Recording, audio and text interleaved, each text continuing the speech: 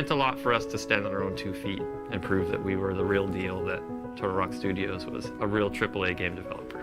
We stayed true to what the game always was. It was amazing to work on something that no one's ever tried before. It was clear we had to give it another shot no matter what. We were so excited that people got this game the way that we did. Evolve will always be super close to my heart, and it'll always be a part of all of us. We're not perfect. We tried our best. That's all we can really hope to do. It's because of you that we were able to do this. If we didn't have fans, then we wouldn't be able to do what we love. We'd be able to make these games, so they're, the #1 most important thing. That one person that says thank you and you're doing an awesome job, I want to keep going and I want to keep kicking ass for them. I look forward to showing you guys what we have in store for the future. #1 thing is to remember that there's more stuff coming. We want our fans and our community to be along for the ride. We're not done. We've got some great stuff in the oven cooking. That sucks, because I just made a fart noise with my hand.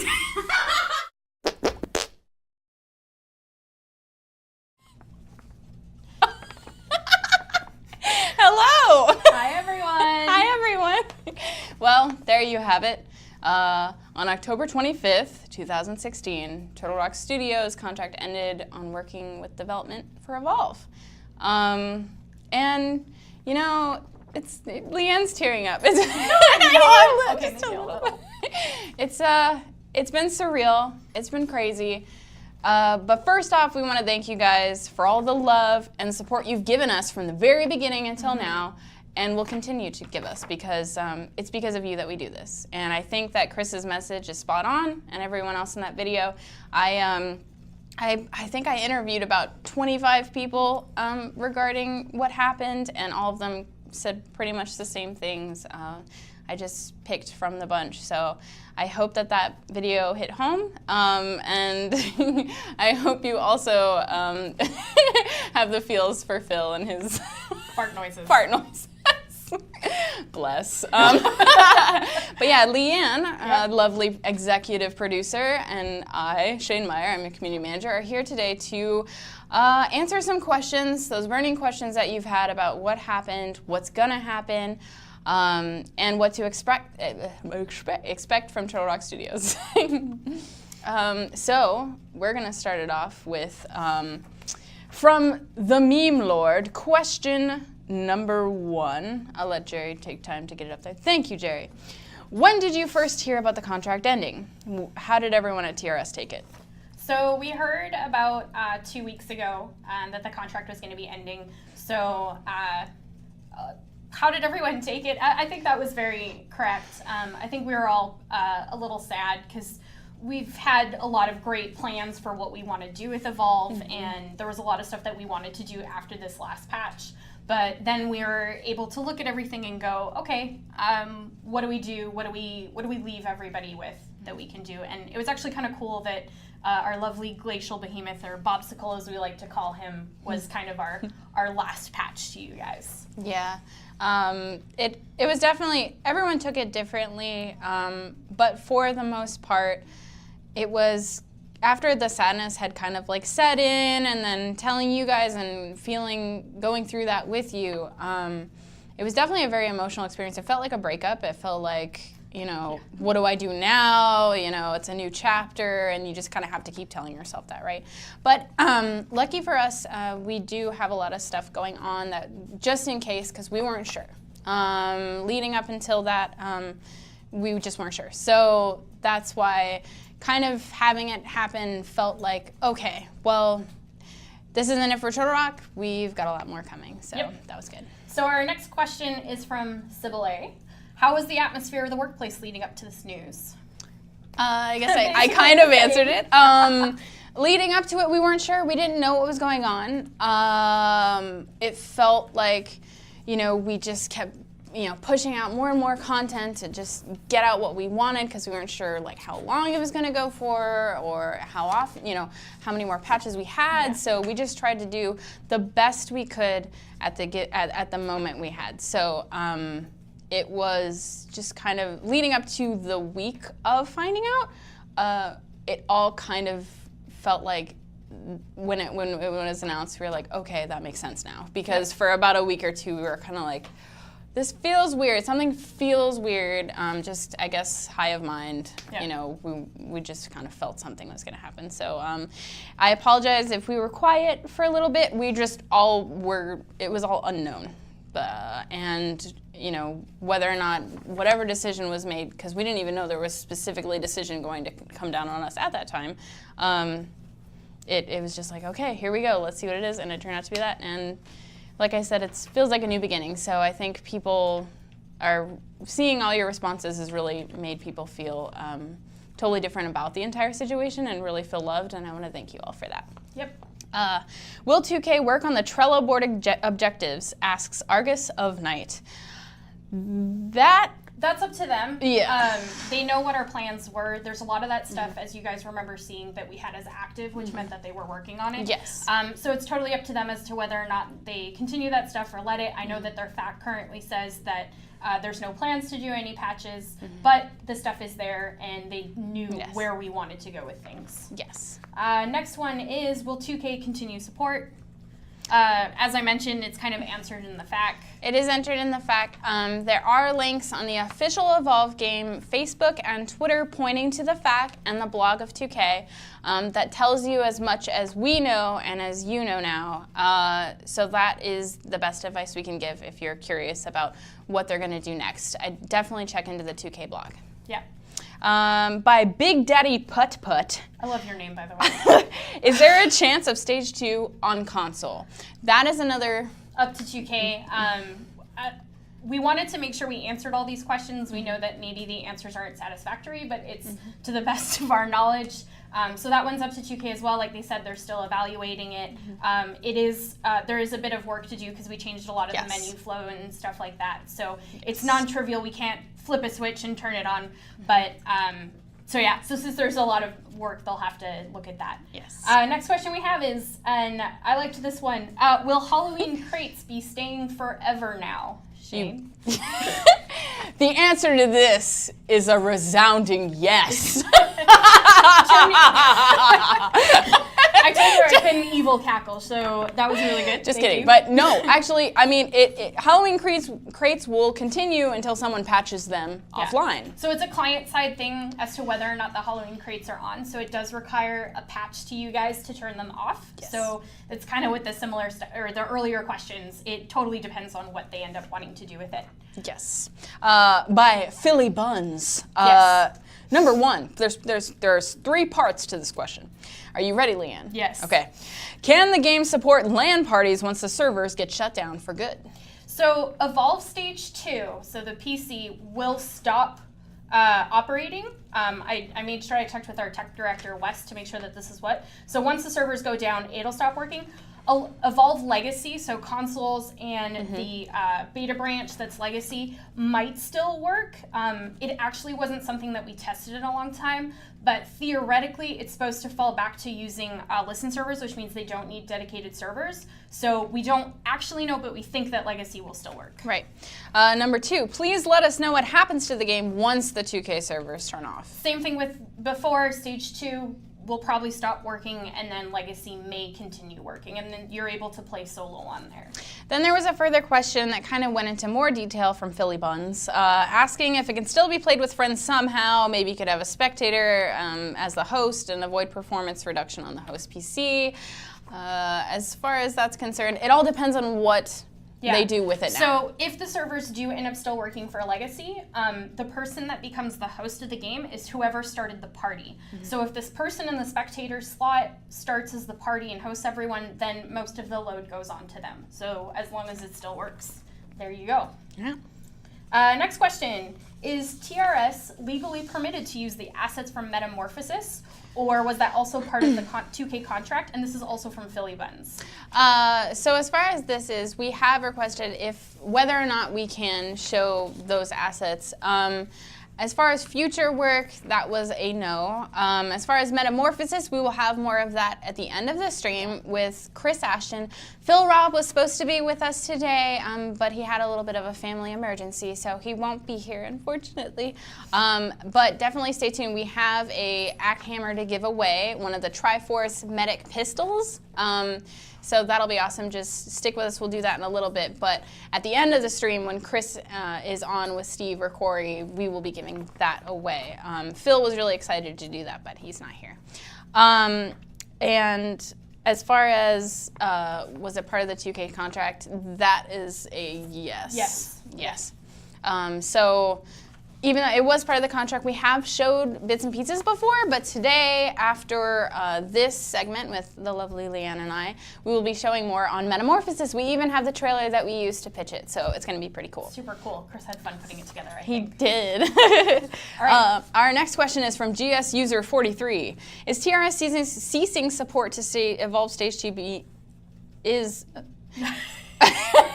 Does it mean there will never be an Evolve sequel? So that's another one that's up to 2K. They own the IP, which means that they have control of everything that happens with it. So if they choose to make a sequel, that's totally up to them. So we actually don't know if it's a never or later or what. It's similar to the Left 4 Dead issue where we get a lot of requests to create a Left 4 Dead 3, but Left 4 Dead's IP is in the hands of Valve right now. So say if Valve were to come to us and say, hey, we want to do this, that would be something that we would work out with them. But currently, we don't have the rights to that, so we can't just make one. Yep. Same with Evolve. All right, next one. How do we, as a community, let 2K know that we want Evolve to continue to be supported, updated, balanced, and patched, aside from purchasing gold keys? So there it is now.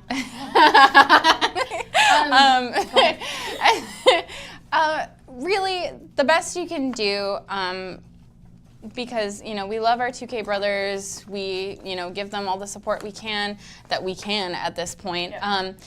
I think the best thing you can do to spread awareness about how you feel about Evolve and support Evolve is what you've always done, and that's tweet at them, message them, maybe send a nice letter to 2K support and just let them know how much you love the game, because I know there was a time when we weren't sure how passionate people were, how they felt, because there was, the DLC shitstorm, for example. And really a lot of that has changed since Evolve Stage 2, and your love has really been pronounced. But I think that's the best advice we can give, is to just let them know how much you love the IP and how much you want it. And I'm sure that they'll consider it more. Yeah. From the lovely Dova Kick, will the game be able to be bought from another company, except 2K Games, to continue the project? Will Evolve be still downloadable even after the shutdown of the servers? Again, that's up to them. There's copies that are out on the shelves. There's the stuff in Steam, which they can control and pull off. So it'll all depend on how they want to move forward. So we're not sure. Next one is, can the game be left in community hands via modding support? This is what I wanted more than life itself. No, modding isn't something that I was just super excited for, and then I got here and I'm like, modding! And then the lovely Steve Goldstein, you'll meet him soon, he was like, no, the engine is like, no. So sad as it may be, the engine was not cut out for that currently, so we can't introduce modding. 2K can introduce modding. It's not in the future of the current engine and build that we have for Evolve, which is really sad. Yeah, but our version of the game engine was heavily modified because of things that we had to do for Evolve. Yes. So it's not like you can plug it into the current version of CryEngine that's out there and get it working. So unfortunately, right now, no modding support. It Sorry. sucks. From Rail Zerks. If the cost for another contract, say another 6 months of development, could be crowdfunded from the community, how much are we looking at? Leanne's Millions. Millions. It's not cheap to do something like Evolve, and also like it's a AAA game. A lot of effort goes into it. It's a large team that goes into creating everything.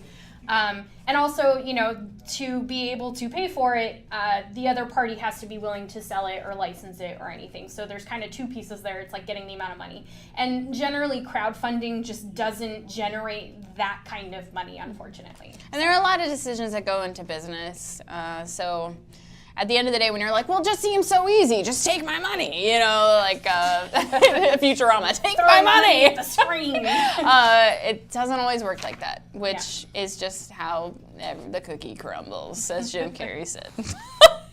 I'm sure someone else more prominent said that, but I'll just go with that. Let's see. What is the next one? At least some sort of goodbye patch. Oh, support me, Sonny. Yes, from We Support will. Me Sunny. Sorry, we've been forgetting names. Nico and Relzerts, thank you for your previous questions. 216 was our goodbye patch, so unfortunately we won't be able to do another one because, as we mentioned, as of Tuesday, which is October 25th, the contract ended, so nobody's working on Evolve at Turtle Rock anymore. So enjoy Bobsicle. We love him. I love His it. frosty self. I didn't get to play with him as much as I wanted to, and now I was playing yesterday. I'm gonna play more. From the wonderful Atronach on our forums, can we still discuss balance and other things on Evolve forums? Or the TRS forums is what he's referring to. At this point, it seems kind of pointless. What reason do we have to stay? So, Yes. there are lots of reasons. Yes, you can still discuss balance. Yes, you can still, I know a lot of people have cultivated friendships on the forums, and that's what we're there for. We're a community. It's not just a place to go to, report bugs and report suggestions and, and have feedback. And at that point, those things forward to 2K support. Yeah. But as far as the forums are concerned, we're a community. It's all a big family, and we're here for you. We're listening. We love our IP as much as you love our IP, and we're there to talk about it and think of the good times and help you out where we can and answer questions when we can.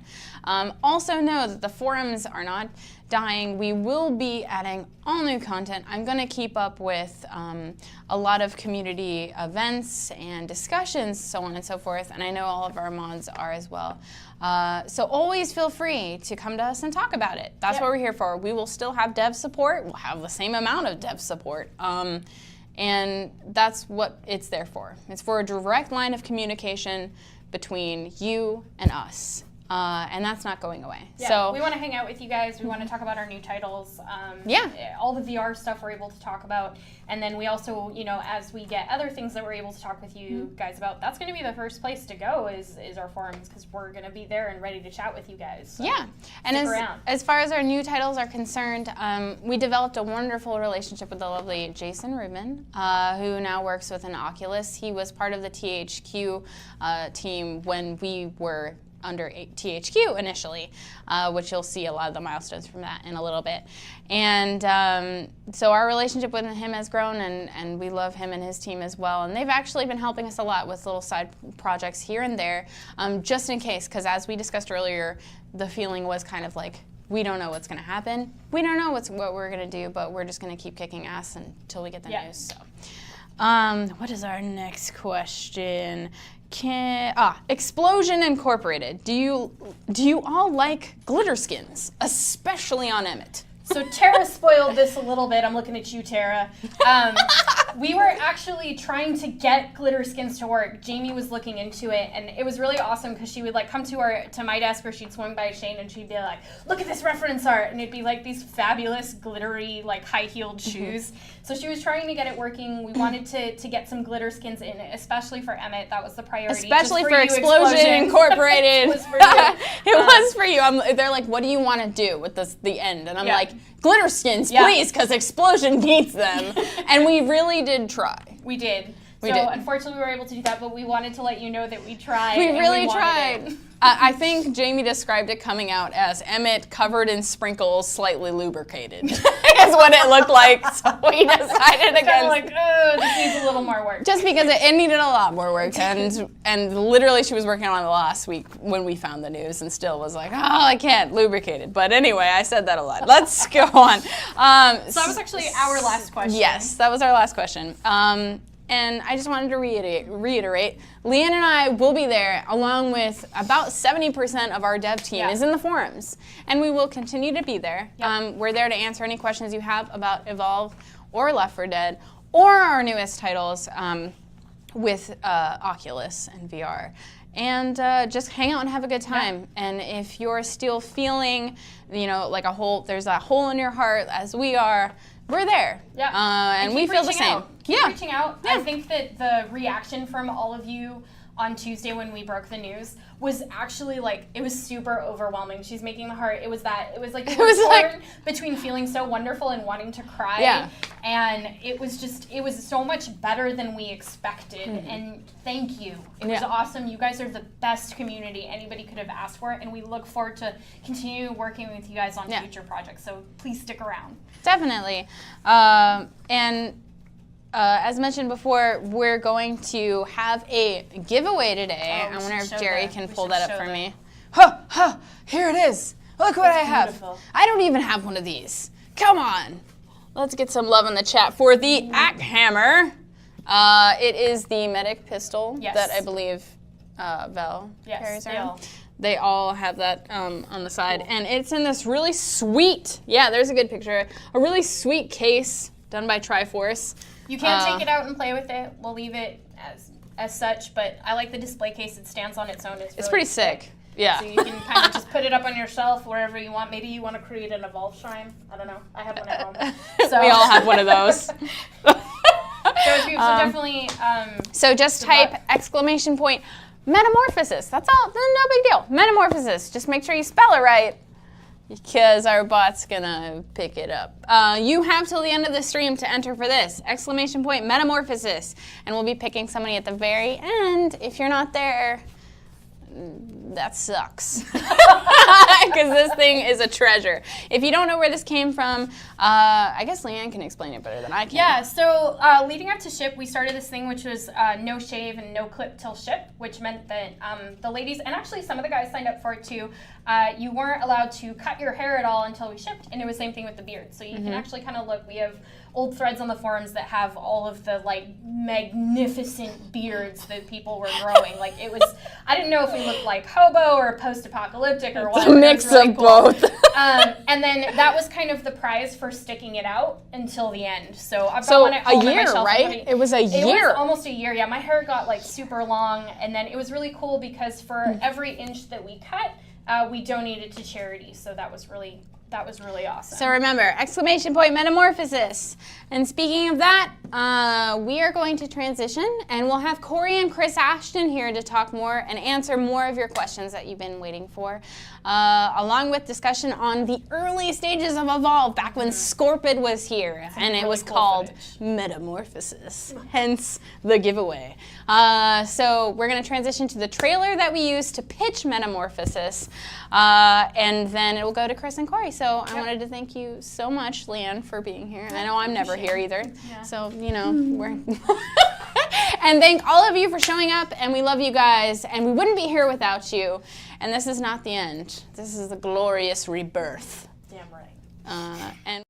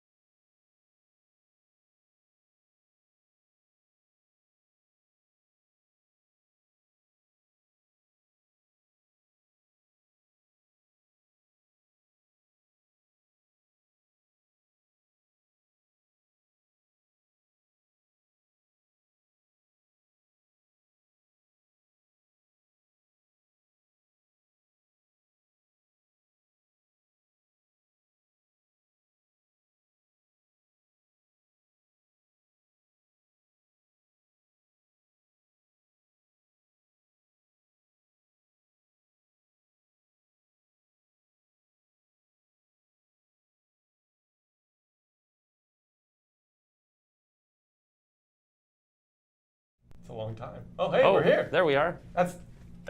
I'm Corey. Look, that's me. And that's a Chris. There you go. Yeah. A Chris Ashton. Hey, look at that.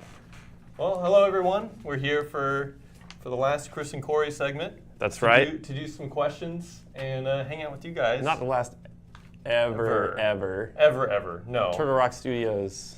That's correct. We will survive. So, the pistol's super cool, right? You gotta show that off. Those are rad. So yeah, we have that's going to be given away over the course of the stream. So definitely be looking in the chat for all that. And Metamorphosis is going to be the key or the catchphrase for it. So exclamation point Metamorphosis, and then keep doing that, and then you'll be entered in for the giveaway. What about that trailer?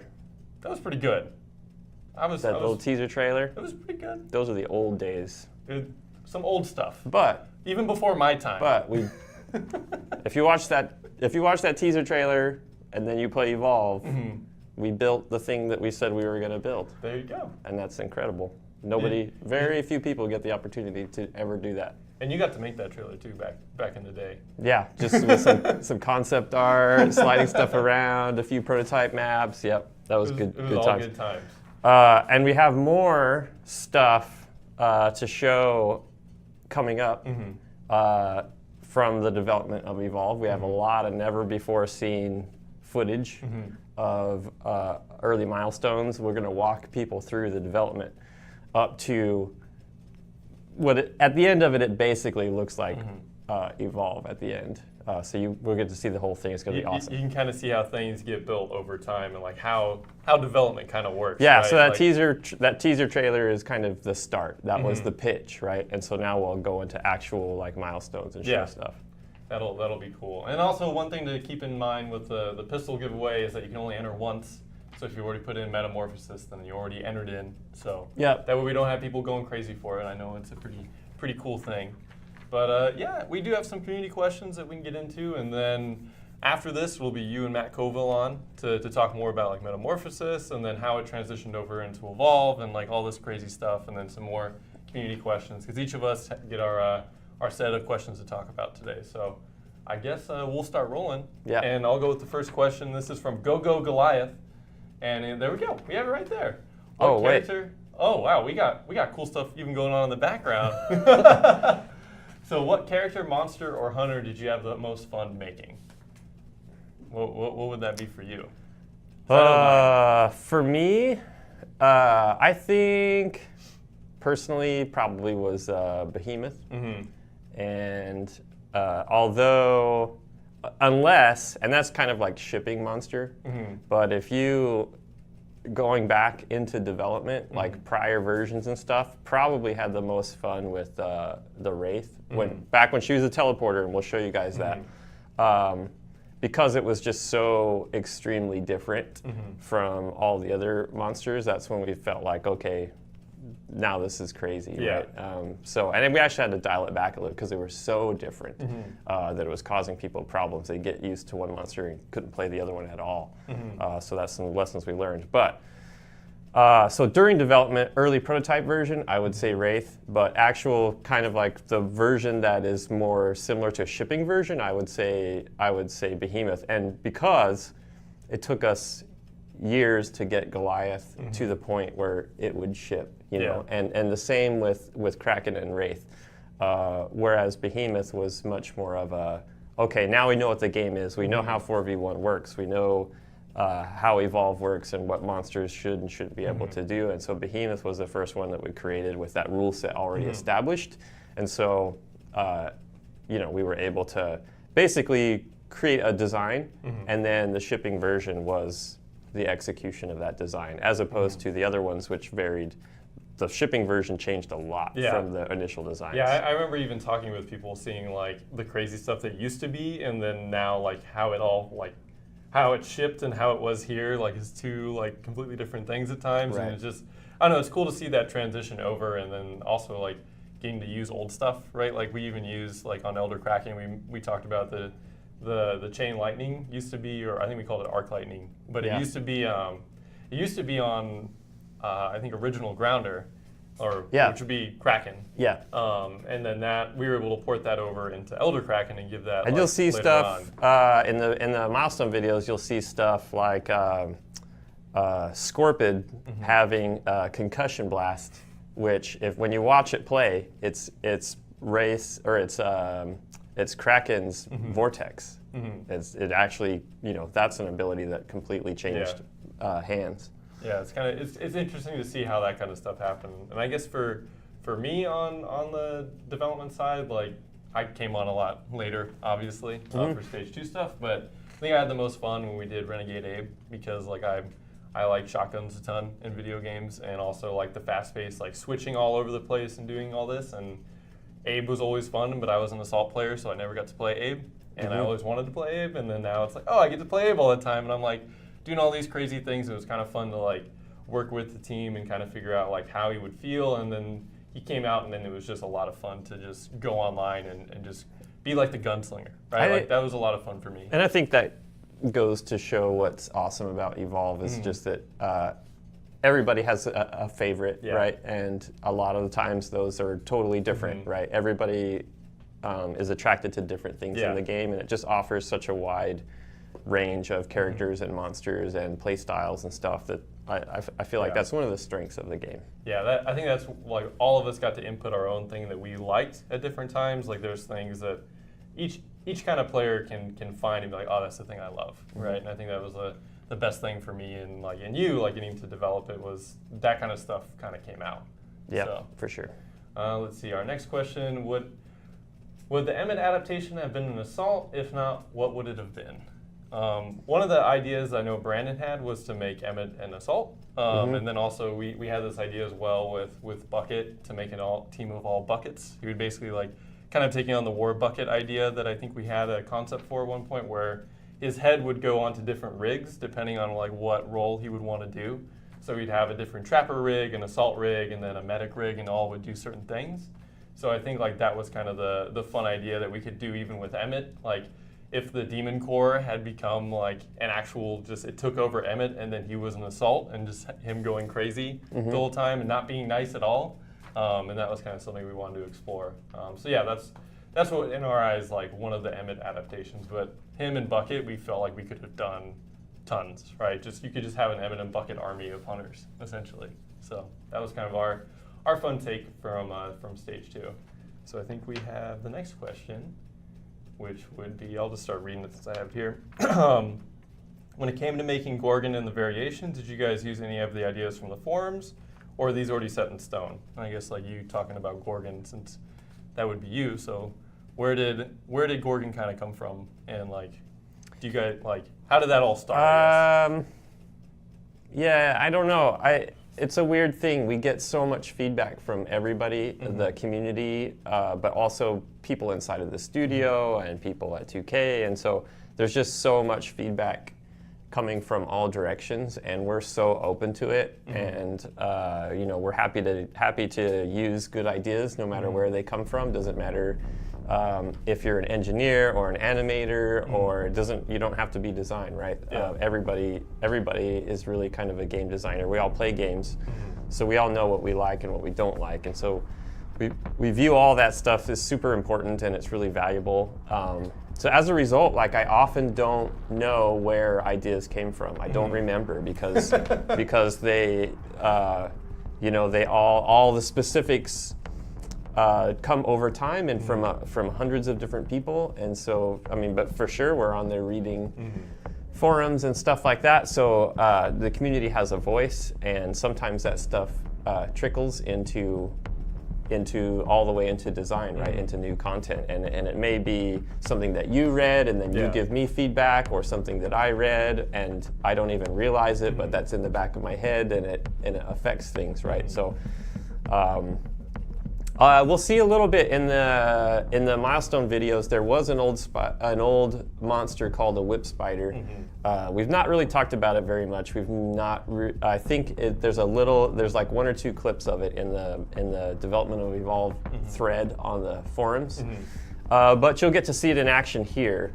And that was it was a design that didn't work, a design that didn't make it, didn't ship with the game. But we felt like the core of that type of gameplay, being sneaky, setting up traps and that sort of thing, would work. And so Gorgon was our take at like reviving that idea, but doing it in a way that works.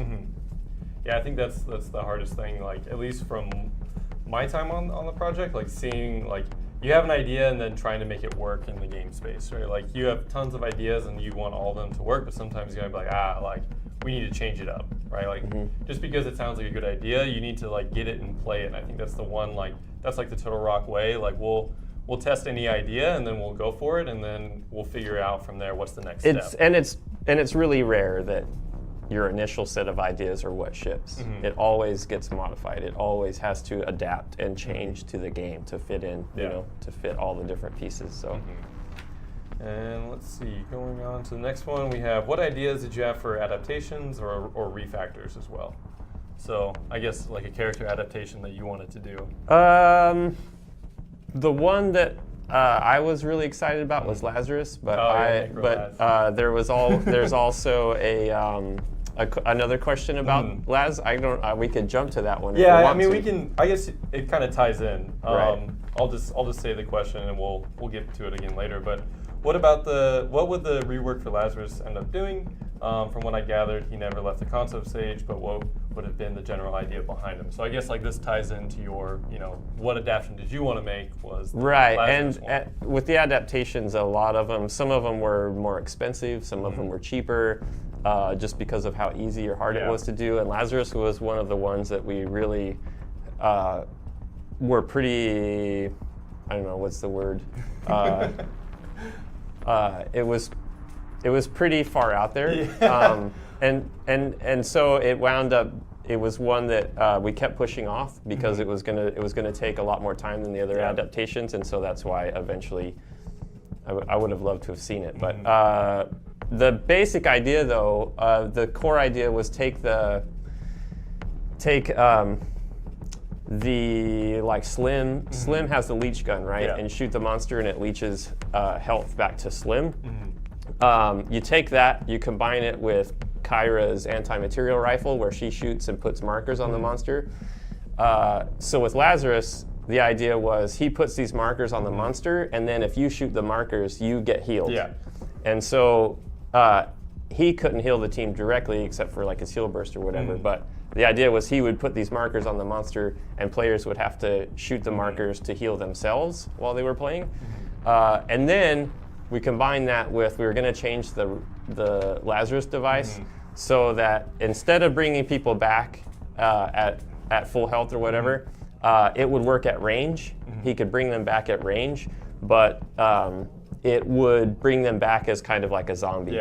The idea being he would have temp health, and the health would be decaying over time. And so if you wanted to, so you'd come back as a zombie if I revived you. You'd come back as a zombie, and then your health is decaying, so you'd have to shoot the targets in order to keep yourself alive. And if you didn't shoot the targets, then you would die. So you would, the interesting thing is the way that would play out, the way we thought it would play out, is if we were fighting the monster, people, I'm putting markers on, everybody's shooting, I'm trying to stay alive, but if you don't and the monster incaps you, I bring you back. And as long as you keep fighting, you can maintain that state. But if the monster runs away, now you can't feed yourself health. Then you're dying. And then you fall over and die for real, and you have to come back on the dropship. So it was kind of this, that's why the Necromancer, the Necro, Laz, all played into that stuff. So it was a pretty far out there adaptation, but I was super excited about it. I felt like it would work, and it would change the game, and it still felt like Lazarus, but maybe a darker version of him. And then I do remember, at least this was with the first design, but with his cloak, it wouldn't be like a traditional cloak. If I remember, like it would, like the idea was it would take him into another like game state was the crazy idea, but more so he would become like some form of like invulnerable or just immaterial in a way, right? Like he wouldn't exist in the world for like a given time. Yeah, we kind of wanted like the Frodo and the ring thing. You know, when Frodo puts on the ring and he disappears and he's in this other state, nobody can see him, but he can move around, and that's kind of what we wanted to do. But that one got punted on, so we weren't actually going to execute that. We were going to execute on the other stuff, though. The other stuff was actually planned. We were going to do it. Yeah, that would have been a fun one. And I think for me, the one, I don't know, we had a ton of ideas, a bunch of like crazy stuff that we wanted to do. I think the one that always comes back to me is the Hellfire hide, which ended up becoming like Chemtrooper hide. And he had this like, I know Brandon detailed like the full kit, and I always like remember because we had like so many different ideas of it. But just to be the Chemtrooper, right? I always wanted to be like, what would Hyde be like if in that time period? Like, what would he do? Like, what was his kit? And Hyde was just always one of my favorite assaults to play, and probably like one of the assaults I played the most over development and as a player. So it would have been cool to just see like what that looked like, and also for me to see like the Wraith adaptation would have been a lot of fun since I'm a big Wraith player, always was. So getting to do a more controlling type of Wraith, you know, all about like how she's going to manipulate the hunter's movement and just where is she going to place them, how is she going to like engage in a fight. Like I like that idea a lot, and also that's kind of why I like Wraith. It's just the style is more of, you know, how am I going to engage and how am I going to get the most out of all my abilities. So those two for me I think would have been the most fun. Let's see, our next question is, was Obsidian Behemoth ever going to be a thing? I think it's something that Jamie was going to be looking into. You know, she was starting to do like the glitter skins that we talked about, but just figuring out like different types of skin textures and all that kind of stuff. Like, what can we do within the engine to, you know, create cool content? Right. And this is one of those like that she would have probably gotten to eventually because she's just crazy and all over the place. Do they mean like a shader? Was it a skin thing, or was it a? I think a skin thing. Oh, okay. Like just like the obsidian type material on Behemoth, right? Like I think that's the cool thing. Like, you know, his name is Rocky for us, right? Like that's the cool things with him is you can do so many neat looking just looks to him, and it just would have worked, right? It would be really weird to have like Obsidian Goliath, right? But Obsidian Behemoth is like, yeah, let's do it, right? So I think, you know, if we would have got there, we probably would have done it one day. So let's see. This is a fun one. If you had one more month to work on Evolve, what would you want to accomplish?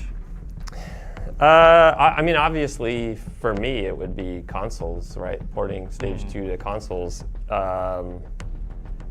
It's not really the way things. I mean, I guess the question is, what would you want to do? Yeah. And so I guess there's the kind of the two things. Like bringing Stage 2 to consoles is more of a financial question, like you know, how much does it cost and all that kind of stuff, right? That's not really a creative thing, you know. But that would have been my number one priority. It's not my decision at the end of the day, right? But creatively, like what would I have want to? What would I want to have done?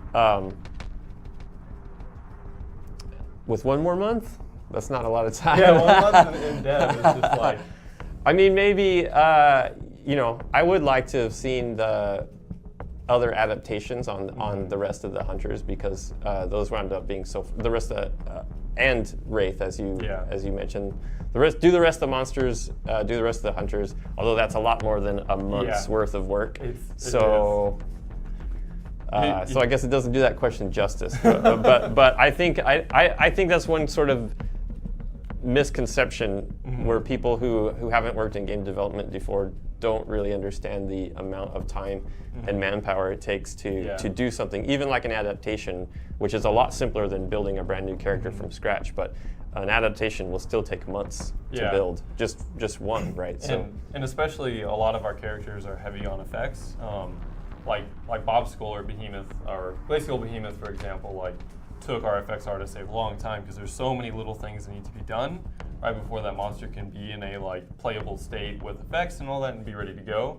Whereas like a hunter won't take as much time, so it's like you could probably push out a hunter adaptation like close to a month. Like it's really tight, right? Depending on the design. Depending on like what you do. Wouldn't be Necromancer. Yeah, no. Necrolaz. Like I guess for me, if we had one more month, God, I don't know. There's like so many little things.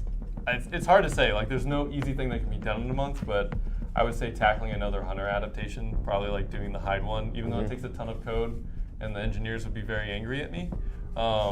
We could do it. And also working on more maps. Like we just got through the dam thing that one of our QA guys actually started learning the editor to start doing, working alongside Thomas, and then being able to do that to more maps and just start pushing them into customs to get the more players' feedback. That way we could start taking the big steps, because dam was at a general like, hey, the layout is done, and then we needed to like start building and populating it and creating the play spaces a lot more, because one common thing was just it's flat. Matt Colville just said answer faster, and this is the last question, so right. I appreciate it. Thank you guys. This is great. Great place here. Yeah. So yeah, that's what I feel. That's what I would have done. But yeah, I think as Matt Colville just said, and everyone on the Angry Monitor is saying, I think that's time for us to move on to the next thing. For my bit, I'm done here. Colville will be coming on, and then we'll also have a little transition. Then you guys will answer more questions, do more cool stuff. But stay tuned, guys. And we're going to show you, yeah. So wait, the next segment we'll show you guys some development cool stuff. stuff. Yep. So, all right, well, that's going to be it for this segment. Stay tuned, guys, and we will be right back. It meant a lot for us to stand on our own 2 feet and prove that we were the real deal, that Turtle Rock Studios was a real AAA game developer. We stayed true to what the game always was. It was amazing to work on something that no one's ever tried before. It was clear we had to give it another shot no matter what. We were so excited that people got this game the way that we did. Evolve will always be super close to my heart, and it'll always be a part of all of us. We're not perfect. We tried our best. That's all we can really hope to do. It's because of you that we were able to do this. If we didn't have fans, then we wouldn't be able to do what we love. We'd be able to make these games, so they're, the #1 most important thing. That one person that says thank you and you're doing an awesome job, I want to keep going and I want to keep kicking ass for them. I look forward to showing you guys what we have in store for the future. #1 thing is to remember that there's more stuff coming. We want our fans and our community to be along for the ride. We're not done. We've got some great stuff in the oven cooking. That sucks, because I just made a fart noise with my hand.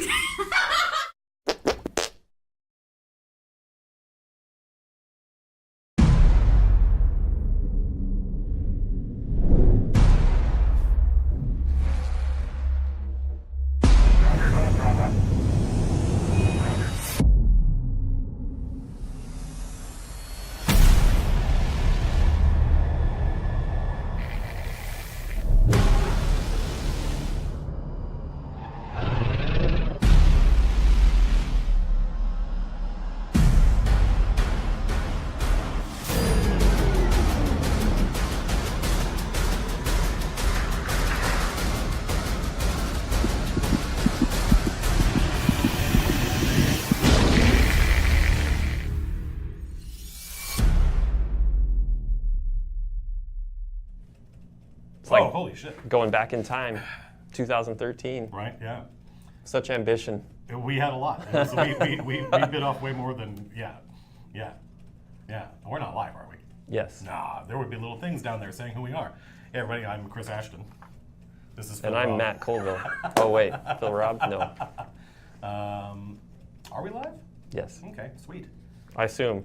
So, do we want to answer questions or do we want to just jump into milestone stuff? I'm down for whatever. I can we could do milestone stuff. You and I have never been on the stream together, have we? No. No, this is super exciting. Which is unfortunate. Yeah, I mean, I'm always stuck with Chloe. So, this is cool to be yeah. able to do. Yeah. Phil was going to do this segment with me, but he had an emergency. Yeah, so Colville's doing it, and which is awesome because Colville came onto the project super early. Yeah, I was like employee number 16 or something. Yeah, so he was along the ride for much of what we're going to show you guys. Yeah, and the game it changed a lot, I think, between. But the core principle of 4 versus 1 was there from the very beginning. Yep. Yeah. Was always maintained, always proved itself. Yeah, I remember when every character could use every piece of gear. Yeah. Yeah, and you could create some really abusive. that was not gonna be easy to balance. Well, we should probably let's jump into it. Let's jump into the milestone stuff and then see how that goes, and then we'll do questions afterwards. So we're gonna roll a milestone video. Is that the idea? Yes. So we used to, for those of you joining us, when we were under THQ's banner, the original publisher of the game, we would, Chris, mostly, I think, would every month send them, and there was no obligation to do this. They didn't ask for this. We just wanted to show off what we were working on, what we were doing. And so Chris would make these videos, and he would just, perhaps every day, I think at around 6:30, we would play the game, and Chris would just record his game. And then we would take it and edit it and splice it together and pick out all the best parts and put it in front of THQ. And every month they were like, that's amazing, more. Yep. So what you'll see there at the top, it says MS5. That stands for Milestone 5. So effectively, this is 5 months into production. Yep. So what we had was we had a procedural spawning system that would spawn meats. So you can see one of our modelers had fun. Hassanauer went and created like ribs. Yeah, there's like a leg of so ham. So the idea is there's small, medium, and large food that gets spawned in the world. And then the monster can go around and eat it. And if he eats enough energy, then he can stage up. And if he sprints, he uses energy. And you can see he's leaving. You see those little red dots are his smell, and it's drift. You can see that smell is drifting slightly because of like the wind and stuff. And then there's the yellow line, which is his tracks. Well, that is it's the other way around. backwards. Yeah. So the red is the footprints, and then yellow is the smell. So the idea was that kind of like the idea was like hunting, lions hunting and stuff like that, that the monster would be able to smell if he was downwind, and you'd have to pay attention to the wind direction and stuff and your positioning inside of the map. And then here's like the first models we built for creatures, for wildlife. They were the Armadon. I mean, you can tell this is how video game development works. Like the little dots, the blue and red dots, were enough to test. We didn't need any art assets. We didn't need to make it look pretty. We just needed those little dots and lines in order to test the idea of tracking footprints and scent. Yeah, that worked. That worked for months. That's how we played. Yeah. So you'll see. So this is MS6 now. This is the next month now. Scorpid. This is Scorpid, by the way. It was the only monster we had for a while. Yeah. You could do this Spore Cloud. And the Spore Cloud, you would lose the teammates' HUD information. They would disappear inside the cloud, and you would lose all the tracks and the scents, and all that stuff would go away. And it was an escape device for the monster. So it was super disorienting for the players. It was very effective. People hated it. Yeah, effective. It was really effective, but people hated it. Yeah, it wasn't fun to get stuck in that thing. It was a charge attack, right? Yeah. First, fun. So Milestone 5, he could just do claws. And Milestone 6, now he gets Charge Attack and Spore Cloud. And so Charge Attack actually wound up sticking all the way through development. I mean, Scorpid basically evolved into Goliath and still has that ability.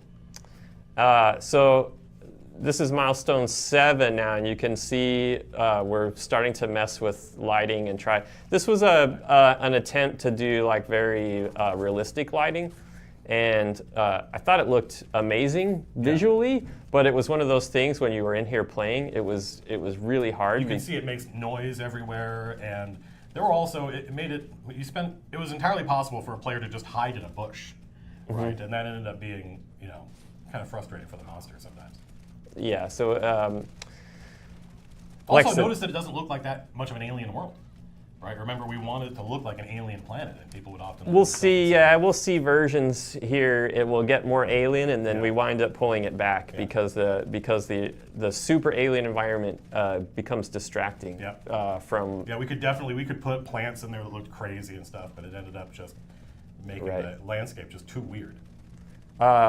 I don't know if it's in this one yet, but I think it is. When players die, they turn into cupcakes. So we had... that's the origin of the cupcake Easter egg. Right. What you see on like Sunny's keychain on her grenade launcher. Pictures of cupcakes hidden around in the dropship and stuff.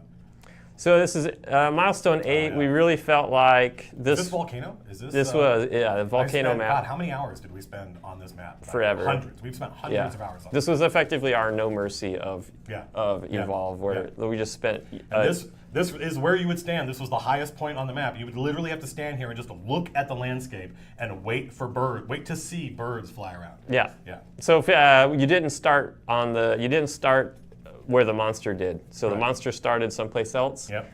And you had to figure out where the monster was. There was no planet scanner. No. There was no mobile arena. Oh no. So it was a lot, actually, a lot more. A sim. It was like a simulation. Yeah, it was a lot more of a hunting simulator where you had to take time. You had to look for bird sign. You had to listen for animals. Yep. And it certainly, I think, was a valid. It's definitely a valid sort of way to play. Sure, but you'd have rounds where you couldn't find the monster. Yeah, you'd have be super frustrating. And THQ, even at this point, people would play it up there, and their big concern was just that there was a lot of downtime, a lot of time where. Oh, remember these things? These are the Reavers. These guys, were plated apes, and they would eventually become Reavers. A huge thing, you can also see that the monster is first person. Yeah, that's right. It was a long time before we went to third person. We stayed first person. It was a controversial decision, too. We stayed first person forever. Long time, yeah, but with people being able to harpoon you and stuff, you wouldn't know. And you'll see that in some of these videos when we get the harpoon built, that you can't tell as you're the monster that you're harpooned because it's behind you. Unless we put a thing on your HUD that said you have been harpooned, and that was just bad design. So also the idea was monsters had a lot more than 4 abilities. And I think at this time we were going for 10. We were aiming for 10, right. and whenever you could sort of mix and match and pull those 10 down. Yeah, and each I remember like the different abilities would change the Scorpid model. Like that comes later, Okay. when we get to the next version of Scorpid, like 2.0. Goliath is sort of 3.0, but maybe 4.0 even. Right. Yeah. So you can see here somebody's hiding in the legs of this tree, and there was no real way for the monster to get in there. They just have to like breathe fire on you or something. Yeah, it was sort of fun and sort of frustrating. Yeah. There were definitely moments where it was awesome, but we spent a lot of our time chasing those moments, and so. Yeah. By the way, for you and for Colville, whenever we see the red evolve text, we'll stop. We'll shut up. Okay. Because it'll be a higher volume, and we want to showcase what's in the video, and so we'll let everybody listen peacefully, and then when it does the text again, then we know we're back to talking. What is that? So, a little bit like the AI director in Left 4 Dead, this was a point in time where we were messing with an idea of, as you go through the world, it would look at the intensity, and if your intensity got too low, it would spawn bad guys. They would spawn predators to try to come kill the player. To try to guarantee, because again, THQ was worried about the intensity of the game, and this was a way to sort of guarantee that you would always have that roller coaster ride. Yep, just like Left 4 Dead. So there's Clay's old HUD. It worked. It worked, but the difference is in Left 4 Dead, the zombies are your enemy, and in this game, the monster is your enemy, right? And so you don't really want to be fighting wildlife unless you choose to, right? Which is where we wound up with in the shipping version. I mean, it took us a long time to come to the realization that losing to the wildlife in a game where you're expecting to play against another human was not satisfying. So you can see we don't have ragdolls yet. We don't care because we can play the game fine with it model swapping, so it just spawns steaks. If these were medium, so they got steaks. The hams were small, the ribs were large, and cupcakes were the super juicy humans. Yep. So now we get to this is basically Scorpid version 2.0. Look at that thing! God, man, look at that thing. This was we felt like the first version was almost kind of cartoony. It was a little bit too crab-like. And very crab-like, didn't look alien enough. Didn't look like a monster, right? Yeah. And so we did a lot of looking at movies and said, okay, what makes a monster scary, right? And it's a lot of pointy things. It's a lot of, we thought with this version, dark shapes. Yeah. I mean, people would see, when they played for the first time, they'd see an Armadon and go, oh, I found the monster. Right. And we're like, no, we needed to make sure that when you saw this thing, you went, oh, no, that's the monster. Right. So now here we get into this idea that as monsters choose, claw, grabber claw. Yeah, you got 10 different abilities, and whichever abilities you're choosing, the visuals of the monster change accordingly. Yep. So that as a hunter, I can see what abilities you have.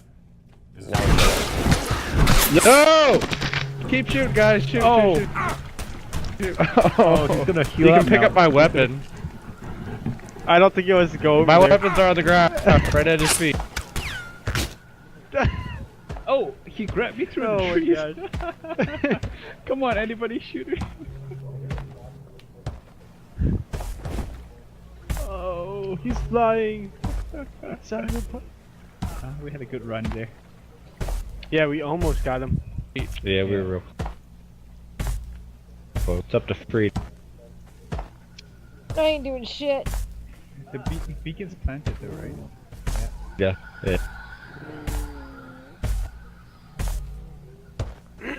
Yeah, at the compound. Uh-oh.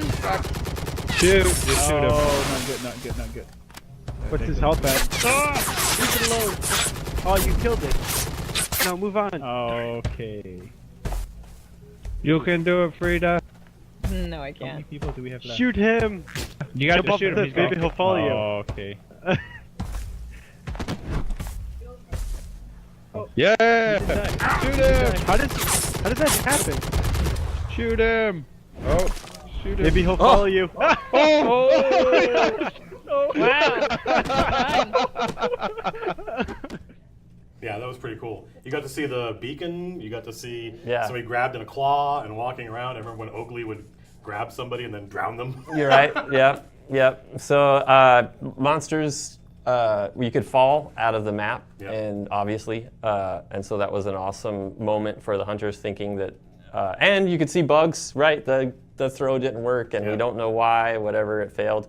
Oh, this is a super early. This is the Claymore super early version of Markov's, what would eventually become Markov's arc mines. Yeah. We also had stuff like, remember the flying cameras? Are they in here? Like you had a shotgun that shot cameras that would fly through the map, and you could just toggle between the different cameras and look down. So here's the harpoon in first person. I can see it if it's in front of me. I can't see if it's behind me. So you had to stop and read the text. You have been harpooned. You have been harpooned. Which is terrible, because people, if you put text on screen like that, people are often they just look past beyond it. Yeah, therefore, Yeah. oh, here come the parachute cameras. Yeah, these were super cool. So we had you could change ammo types. Yeah. So the grenade launcher could shoot fire grenades. It could shoot regular HE grenades, and it could shoot parachute camera grenades. So you could fire as many as you wanted to, and they would fly the direction that you were facing, and then they'd fly over the terrain kind of slowly. And then you could swap to them. You could view from any of those cameras and see the terrain from kind of bird's eye view. And that was another way to scout the environment and look for the monster. And then, of course, you could, just like Bucket's UAV used to be, you could mark a waypoint marker. But anyone if you could found use him. the camera. Once the camera was up in the air, you would just tell everybody, hey, I launched the camera. And then anyone could switch to it, which was pretty cool. Yeah, and we also had cameras you could stick on trees and walls and stuff like that. That was less useful. I remember that was brief. Yeah, that was the same milestone, but the parachute cameras are so much better than the cameras you had to place in the world that we left them out. This was it was a fun experience. I was listening, and I could hear the monster eating, and so I was running through the environment trying to find the monster. I could hear him eating, and I actually run into him. Right there. Oh wow! And look, he's just like stage one. He's like human-sized. Yep. I mean, that's you can see how big and open these maps are. They're very different than the maps we shipped with. And the first thing you would do in a game, you and your 3 teammates would land on the map, and you would immediately split up and go in 4 directions, because you were trying to cover as much ground as possible and find. And you know, I remember Phil. I'll speak for Phil. He wasn't here. Phil hated that. Phil, like, I don't feel like I'm on a team. I don't feel like I'm playing with my friends. Right. And I remember saying, oh, we should just come up with all these game mechanics of like unit coherency bonuses, and if you stick together, you get speed. And you were like, no, man, we're just going to make the maps darker and scarier, and people are going to want to stick together. And I was like, that'll never work. And it totally worked. I was completely wrong. Cupcake. Cupcakes, yep. You can see the smells too, where we had the yellow, the yellow dots that would float over the environment before. We turned them into particle systems that would float around, so it was a way to track. You track footprints as well as smells, and that's why you see the purple colors and stuff floating around every now and then. You are slowed. Once again, we had to make sure people understood what was going on. Yep. God, I spent so much time. Do we still have this build? We should fire it up and play it. It's not very good. I mean, that's one of the things for people to remember is that this stuff, there's cool bits in here and it looks cool and it would be fun to try, but it would be a very short sort of fun to try thing. It would be fun to try for a couple hours maybe. But then after that, it's ultimately we moved away from this stuff because it didn't work. Yeah, because you might spend, I mean, it wasn't unusual for a game to last half an hour. And of that half an hour, you might spend 3 minutes. We had games. We had a game, you remember Hassenauer's game lasted almost 2 hours or something like that. Crazy. It was a gnarly standoff between the two teams. It was just ridiculous. Yeah, and most of that time was not spent doing the stuff you expect to do at all. So this was a fun experiment. We had a heavy machine gun here that was inaccurate when you were running around with it, but then you could deploy, and it took time, and then it would fire super accurate when you were deployed. It would fire super accurate and more powerful. So it was really damaging if you were deployed, but then you were stuck in this state. And I think I loved it, and once you understood it, it was a fun mechanic. It was fun trying to, because when you found the right place to park. And you would set up your tripod, basically. Yeah. You could just do a ridiculous amount of damage. Right, and that was super fun, but the frustration was that's not an intuitive system. Well, plus it was just a nightmare to deal with animation when the monster would hit you. Right. And it would knock you out. Would it leave my tripod there? Do I have to go back and get it? That doesn't make any sense. No weapon works that way in our game. Oh, the host! Look at this thing. Yeah. Oh my God! The first time I saw this in the game, I did not know it was going in, and it had burrowed. The monsters could burrow underground, and I was just running around, and this thing sprouted out of the ground, and I literally squealed. I was like, "Ah!" I was completely fucking terrified. I had no idea it was ready. Yeah, this was a hideous, hideous beast.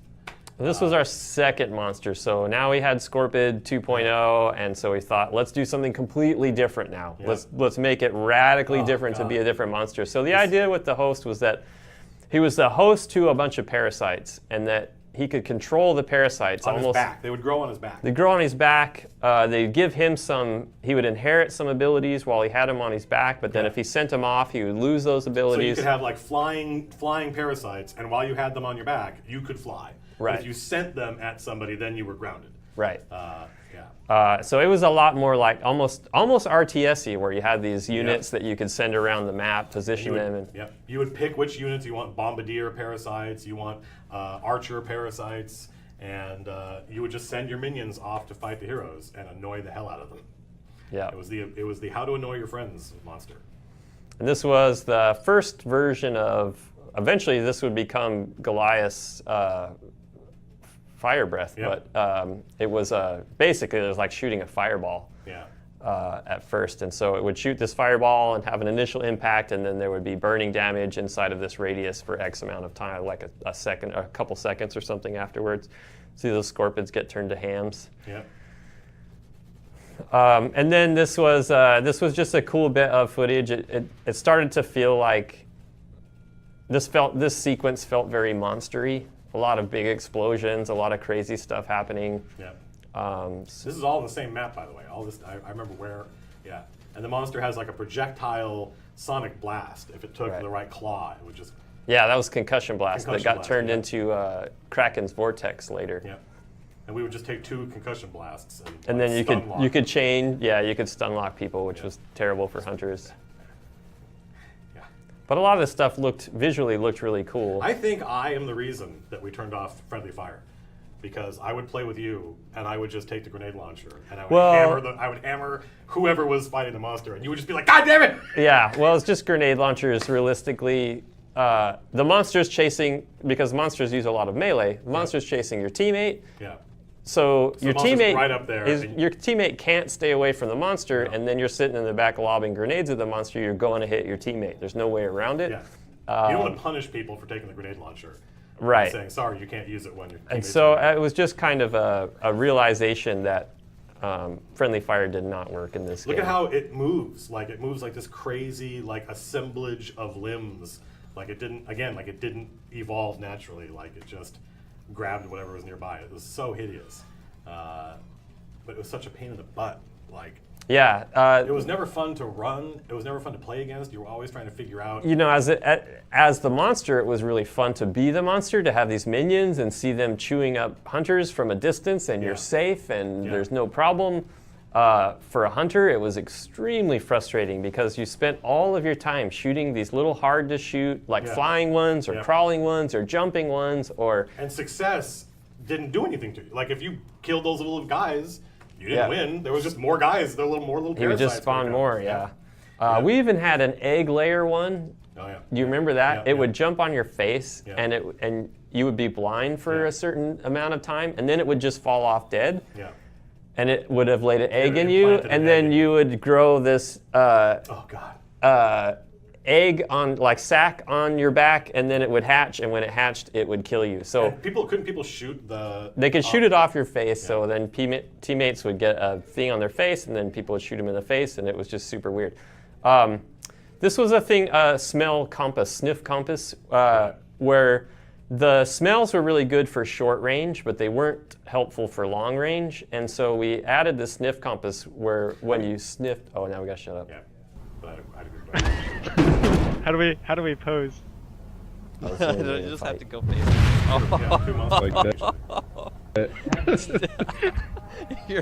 You're a little. Of course, that's gonna happen. Hey, enough of that. Type heal if you're hurt, because I want an even fight.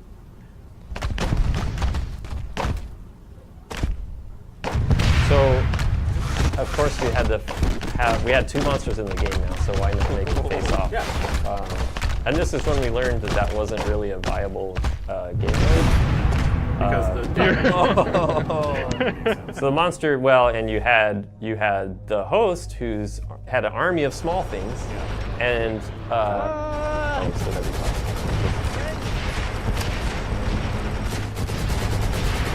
Quit stealing my kills, Sean. Oh, there's a slot. I'm not getting. No way. There's two Armadons here. There's three Armadons on the freaking bridge. Pick up in the water. I'm jumping. No. I'm alive. Just run. I'm alive. Just run. Right here. Wow, that was pretty freaking. Oh that was no, the I coolest fell. jump ever. I fell off the bridge. Oh.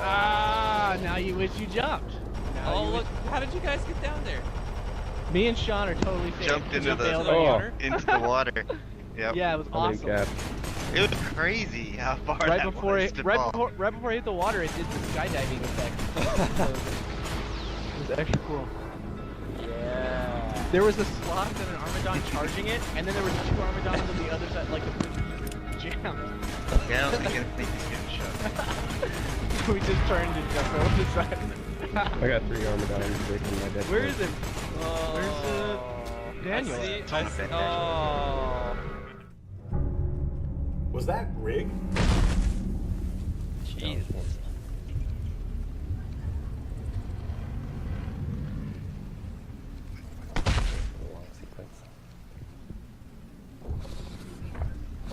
I hope they can hear the audio. Me too.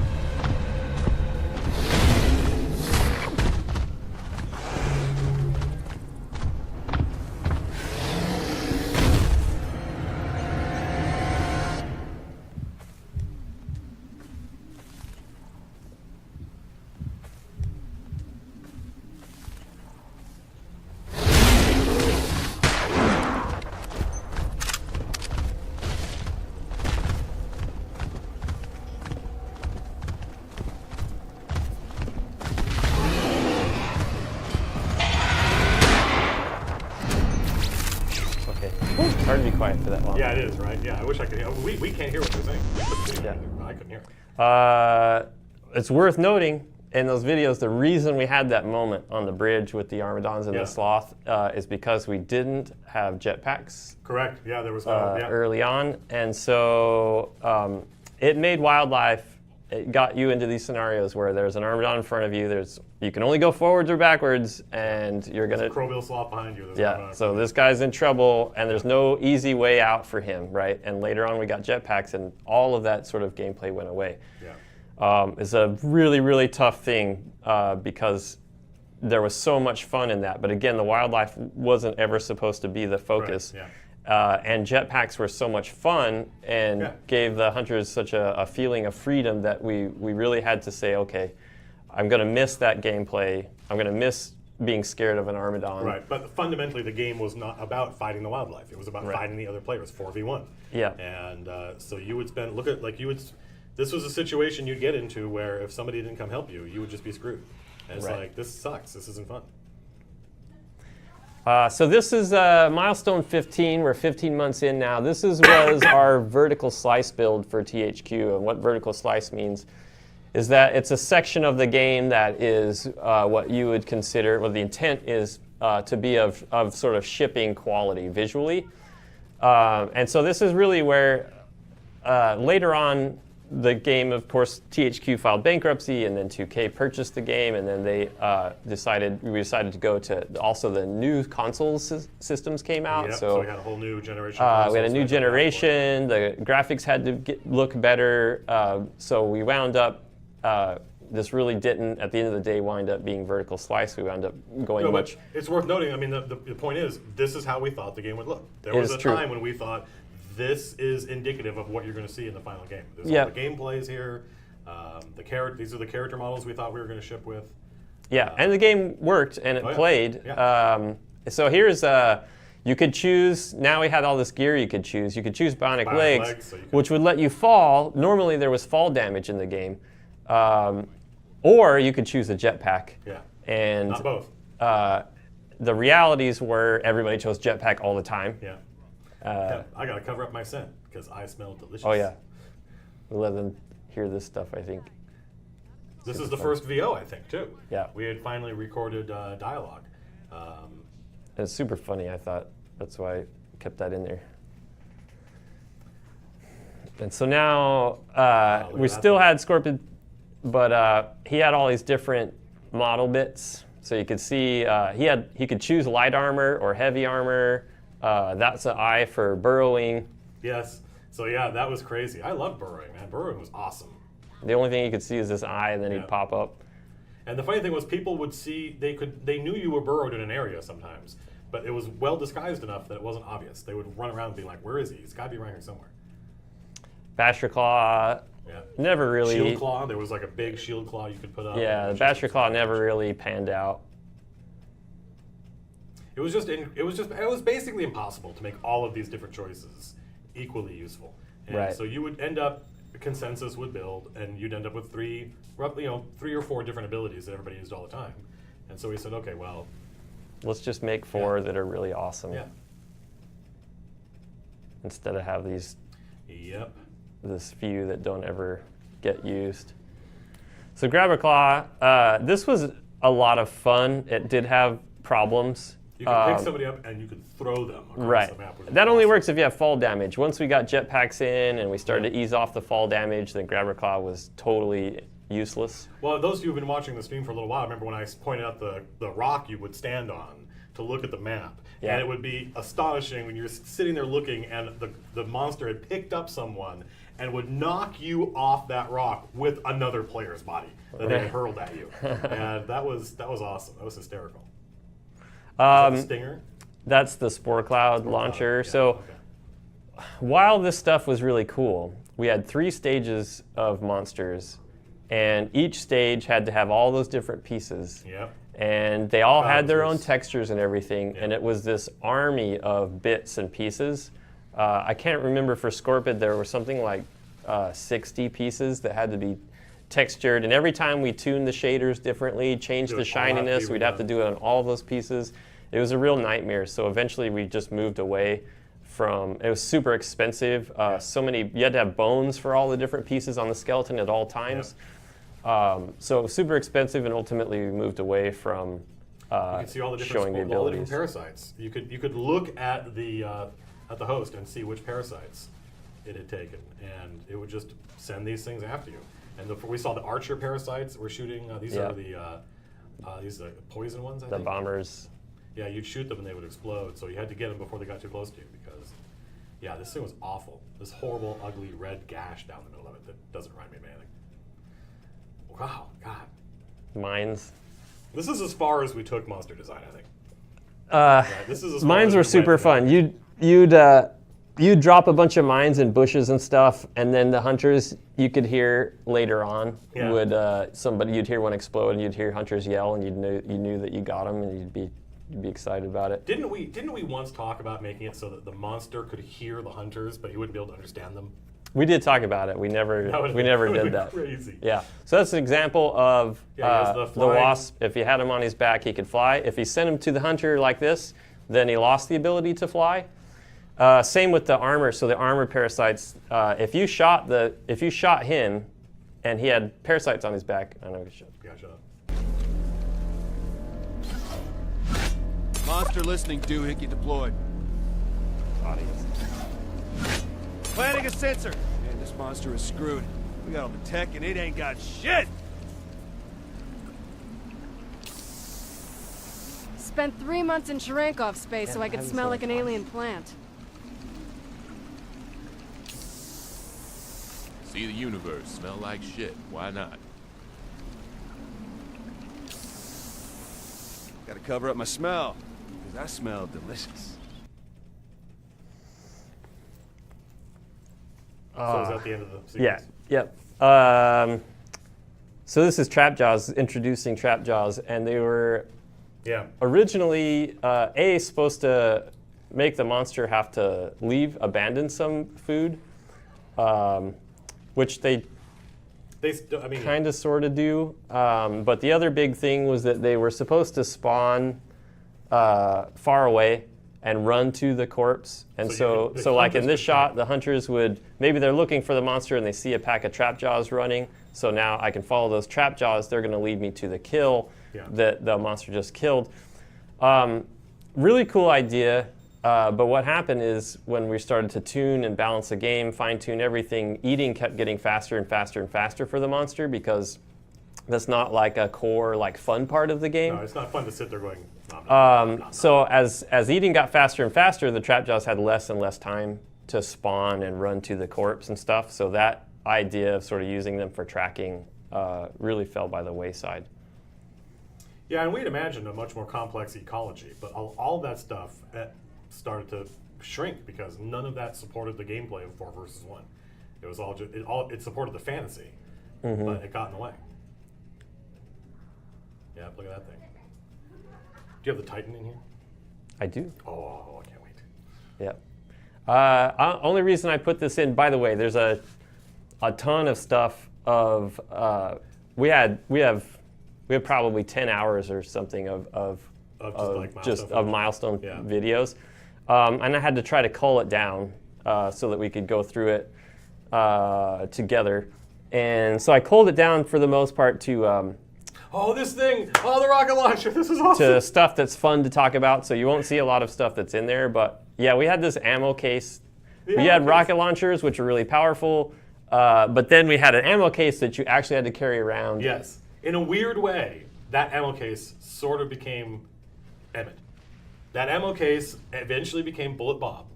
Right. And Bullet Bob needed I wanted to give it dialogue, so we came up with this, it's like an insane death robot. And that ended up being half of Emmett's personality. You could have someone else pick up the ammo case and run after you. So you would have them, as long as your teammate had the ammo case, you could continue firing this thing. And so I remember playing with Ray, one of our programmers, and I would just follow him around with the ammo case. So he had essentially unlimited ammo. And that was astonishing. Yeah. Oh, here we go. This is crazy. Yeah, look at the crashed ship in the background. So this, we thought about doing, so this was basically an Armadon. The idea was a different model, a totally different model on the same basic rig, so we could reuse the Armadon animations And then we could change behavior slightly, change animation slightly to make it a variant. Our concern initially was, would that feel cheap? Would players see through that stuff and feel like it was a cheap ripoff? But later on, the concern before shipping was just time to do that stuff, to execute on that stuff. So a lot of those monster wildlife variants got cut. This is the whip spider. This is a monster. This is one of the playable This is one of the playable monsters, and the idea is super radical idea. Again, we were trying to make all the monsters so extremely different. The idea with the whip spider was that you would be blind, and you would have to use sound. So in a later milestone, we'll actually show you footage of the player playing the whip spider, and the environment's dark, and you can hear when things make sounds, they light up the environment. Yeah, so it was like, and you had active sonar. And you could call out, and when you called out, it would bounce off the world, and you could see. It's just it worked, though. I don't remember it being like I remember it being basically fun. It had some stuff. I mean, it was the first monster that we tried to make that just had a mouth instead of claws. Yeah. And that mouth is such short range and so hard to get to players that wound up not being effective. And so we've never shipped a monster that just attacks with a mouth now. Correct. That was such a. Oh, here comes the Titan. This was the biggest thing. This thing was huge. So the Titan was massive, and you couldn't kill it, could you? You couldn't kill it. The idea was that it was a hazard. It was just a hazard that would be in the map, and so you'd be running around a map, and then this thing would pop out of the ground, and it would, if you did, and it would give you a warning. It would shake the ground, and if you didn't get out of that area quick enough, it would pop out of the ground, and then it would grab a hunter and kill him. So it's kind of like.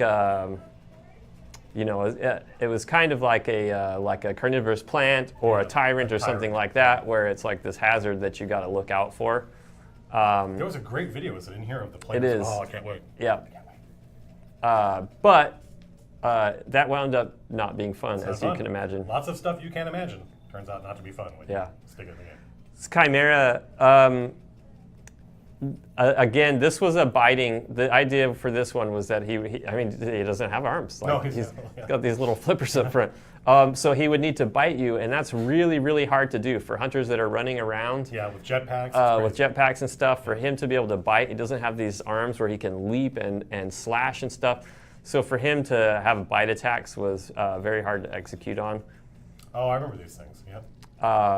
And these huskbacks, kind of like obsidian grubs, so they would turtle up, and when they were turtled, you couldn't hurt him, and if you got too close, he would just kick you. And the idea was you had to bash him in order to knock him on his belly and then shoot his underside. Yep. And again, that's super cool, but if you're a new player, how do you learn that stuff? Yeah, you have to teach it to the player. It's just frustrating. And you're not interacting with the other player. You're interacting with the wildlife. Right. This was the first version of Wraith. This was the teleporter. You can see she's very, in this initial version, she's very sort of geeky. So, the teleporter was so crazy. Yeah, it was so different. Again, trying to be radically different. So there's a little like. I mean, the teleporter changed our map design. Remember we had lava maps, and the teleporter player would just she grab ruined it. Yeah. Yeah. It was like. Yeah. So she could float. She could hover. Kind of like Wraith does now, but you see the left arrow there. That means yes, you can teleport to that location. Yeah. If there's not an arrow, then you can't. But you could teleport really long distances, and if you did, it would leave a wake. Yep. And so the blue is the in, the green is the out. And so as a hunter, what that meant was the teleporter could move around the map very quickly. Hunters could follow as long as they made it into those. Right, because they decayed over time. They decayed over time. So as long as a hunter went in those, they could follow. And the idea was that there was some danger that the party would get separated. That some people would make it through the gate, and maybe some people. And you didn't know. Maybe you couldn't see exactly where it was, where it went, so where it would end up. And then this was a swap. So instead of teleporting, if I look at a target, then I get the other arrow, which means I could swap places with them. And remember, we had fall damage, so I could drop off a cliff. I could swap with a hunter. Yeah, you could target a hunter. You could be up in the air, target a hunter, and swap with them. Right. And now the hunter was in the air and would fall and die. Right. Especially if they were over lava. Yeah. That's where we were abusing the lava maps. I liked Recall. You could drop a point in the map and then go anywhere and hit a button and instantly teleport back to that place. Yeah, so recall was like this anchor point. Yeah. And you could recall to that point. And then blink was just exactly what blink is traditionally. You teleport to a random location within like a 30-meter radius or something like that. So you could just keep popping around. How annoying was this monster to play against? I loved it, man. Except for this, black hole was dumb. It would basically suck the players to that location.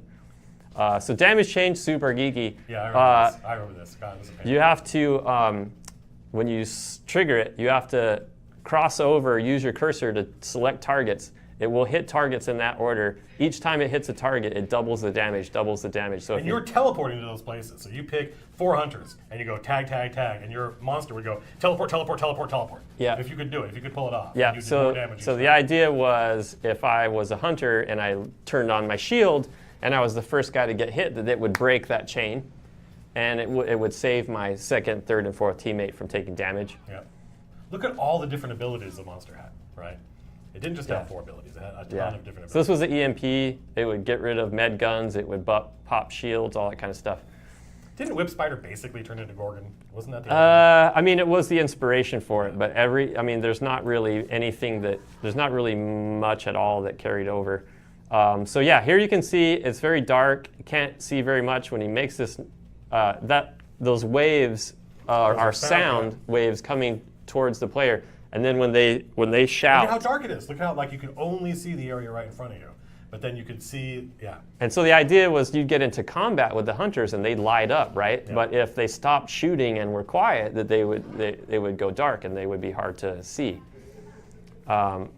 Really fun concept. Yeah, very different. I mean, the idea of playing around with how you saw, like we wanted to monkey with everything, how you moved, everything, how you saw the world. Yeah. Yeah, it was super cool. So yeah, you can see here basically what he's doing is now the grapple tongue.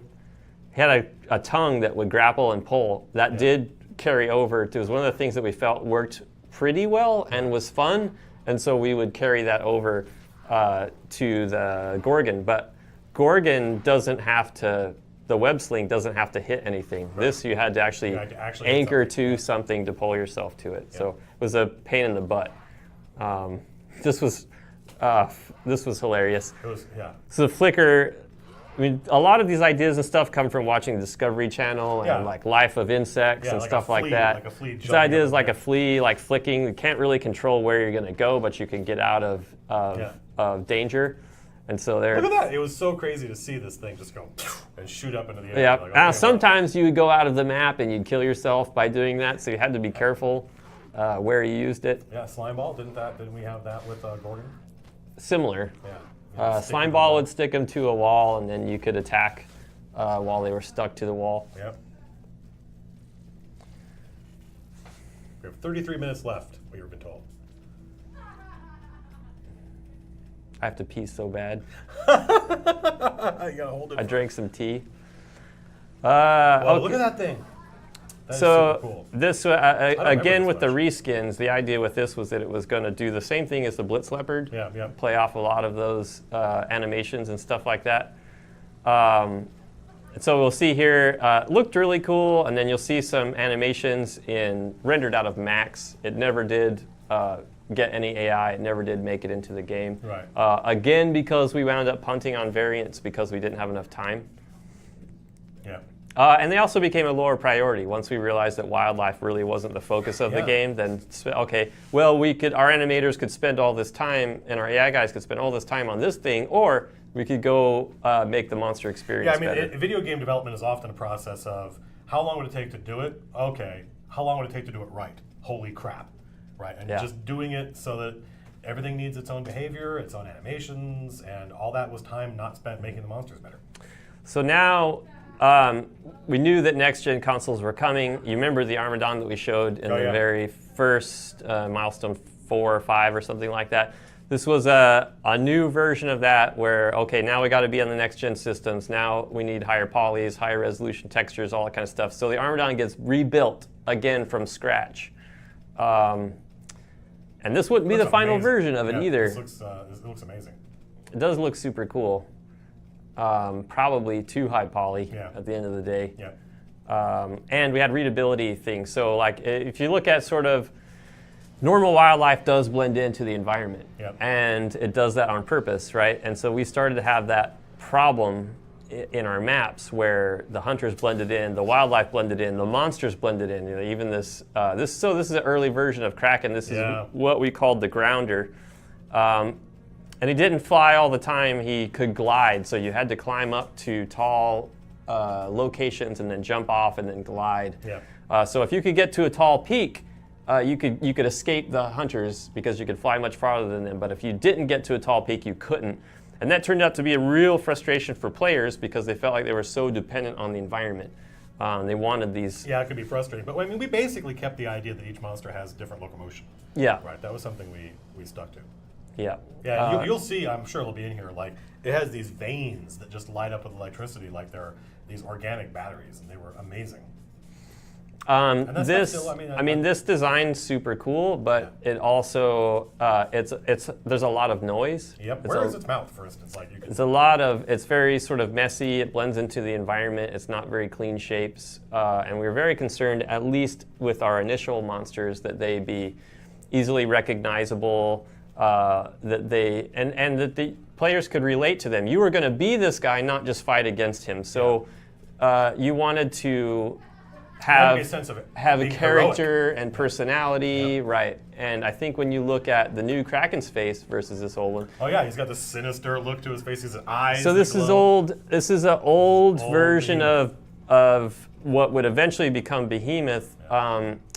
What we called Rocky, and you'll see like there's even some human skulls and stuff in the sort of dried lava bits. Again, you can't tell exactly where's its head, where are its eyes.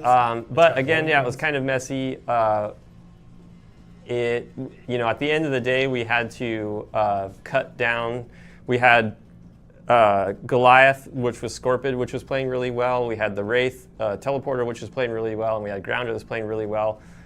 Whip Spider wasn't, Host wasn't, Rocky wasn't. So all those got punted on. Yeah, we have a rapid development philosophy here. Where there was a time when we had 3 or 4 or 5 monsters that you could play, and none of them were finished. As soon as we had something playable, we wanted to get it in the game and start testing it. And you find out very quickly: is it going to work or is it not? Do I keep investing in it? Do we punt on it? So some things we would keep, some things we would punt on. So this was a Dune Wolf, which was basically a reskin of the Venom Hounds, which would tackle you and stuff, but not poison you. Would jump on you and leap away. And again, I think in hindsight, it would have been fun to finish those wildlife variants and finish them. So when is this? Is this 2012? Yeah, I'm sure it's 2012. So just for everybody, if you're just turning into the stream right now, what we're doing is we're streaming. We're showing you guys footage of old milestone footage, old footage of Evolve during development, the things that we tried, the things that worked, that didn't work. There's Bullet Bob. There's Bullet Bob and follow you around. Just you as send Bullet Bob to other, we felt like.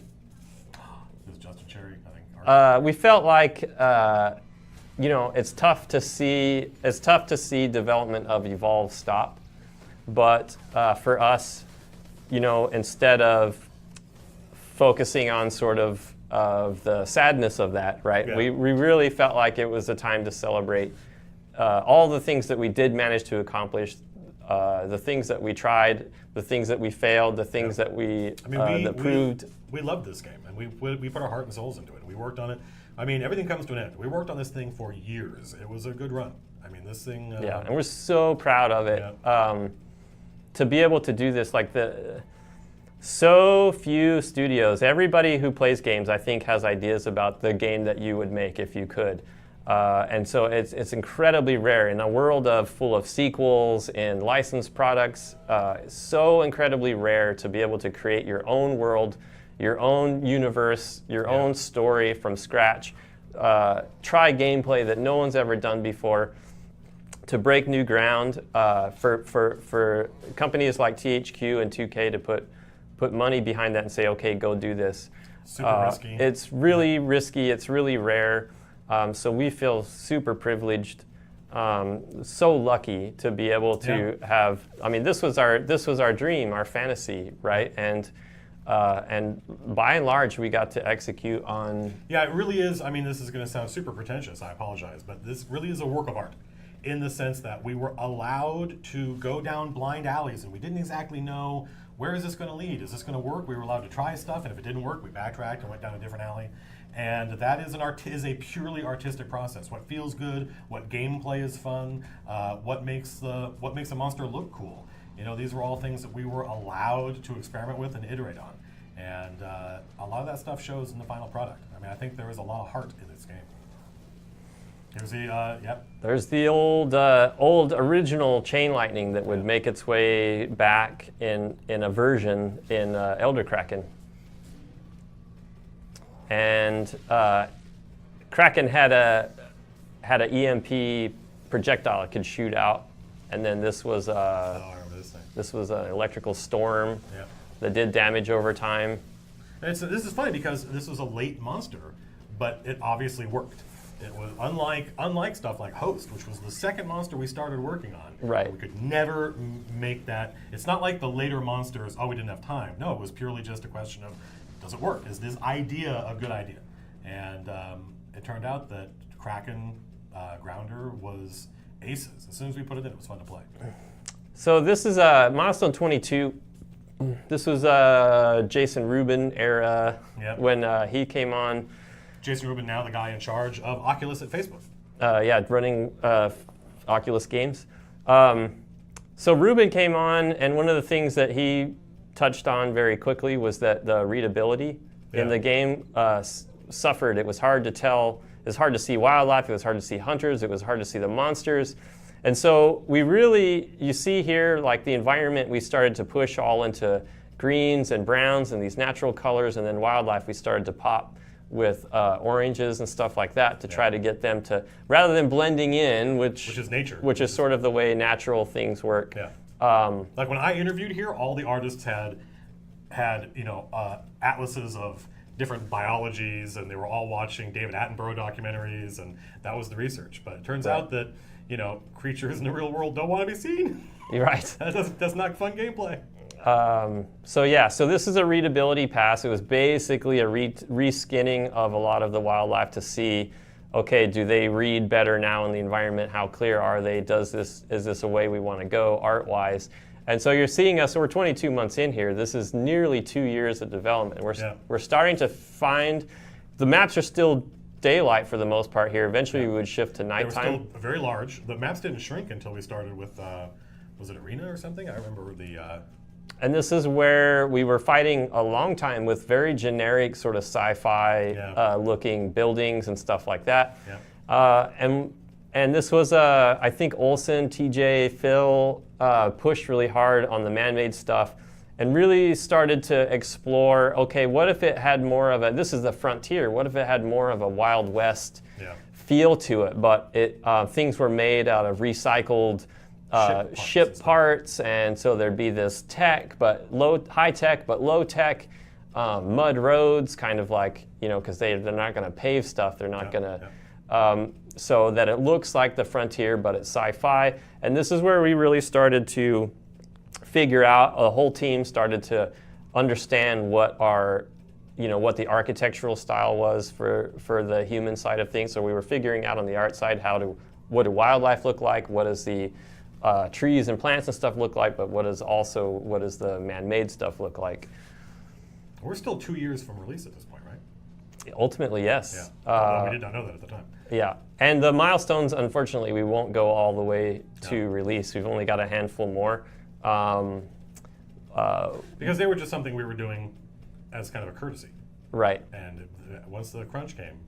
Yeah, and so I think you'll see, I don't remember, I think we have 26 milestone videos or something, so we're closing in on the last stuff. But it's funny, you can see even the titles and everything get more professional looking, more polished looking, right, as the team gets better and better.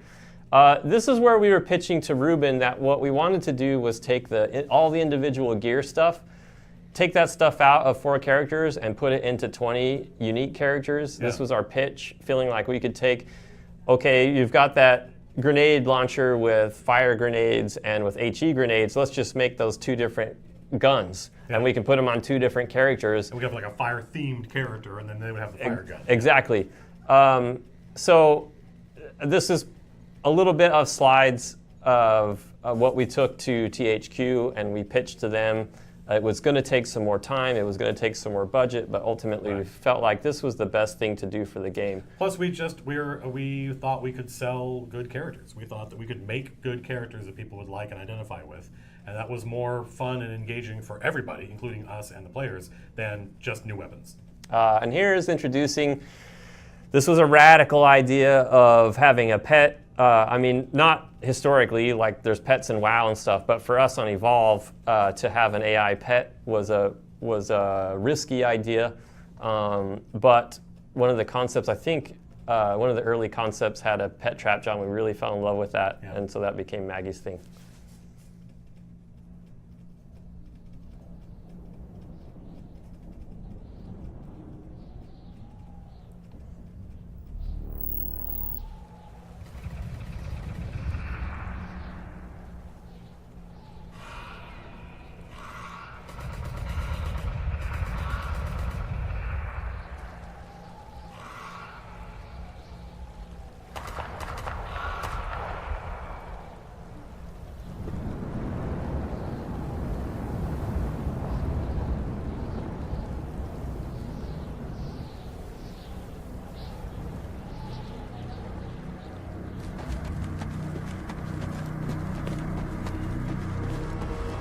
Stand by, I'm placing a beacon.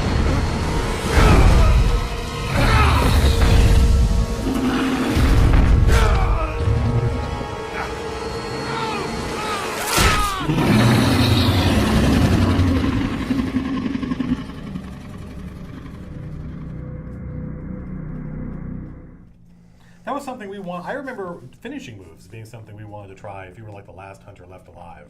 Right. Oh, look at this stuff. These are Scott Flanders' original silhouettes. So we got the okay from THQ to move ahead with a larger group of hunters instead of just the 4 of unique hunters. So these are, Scott started out just with these silhouette drawings, and turns out that was a super cool and effective way to get a lot of ideas out there in front of the team.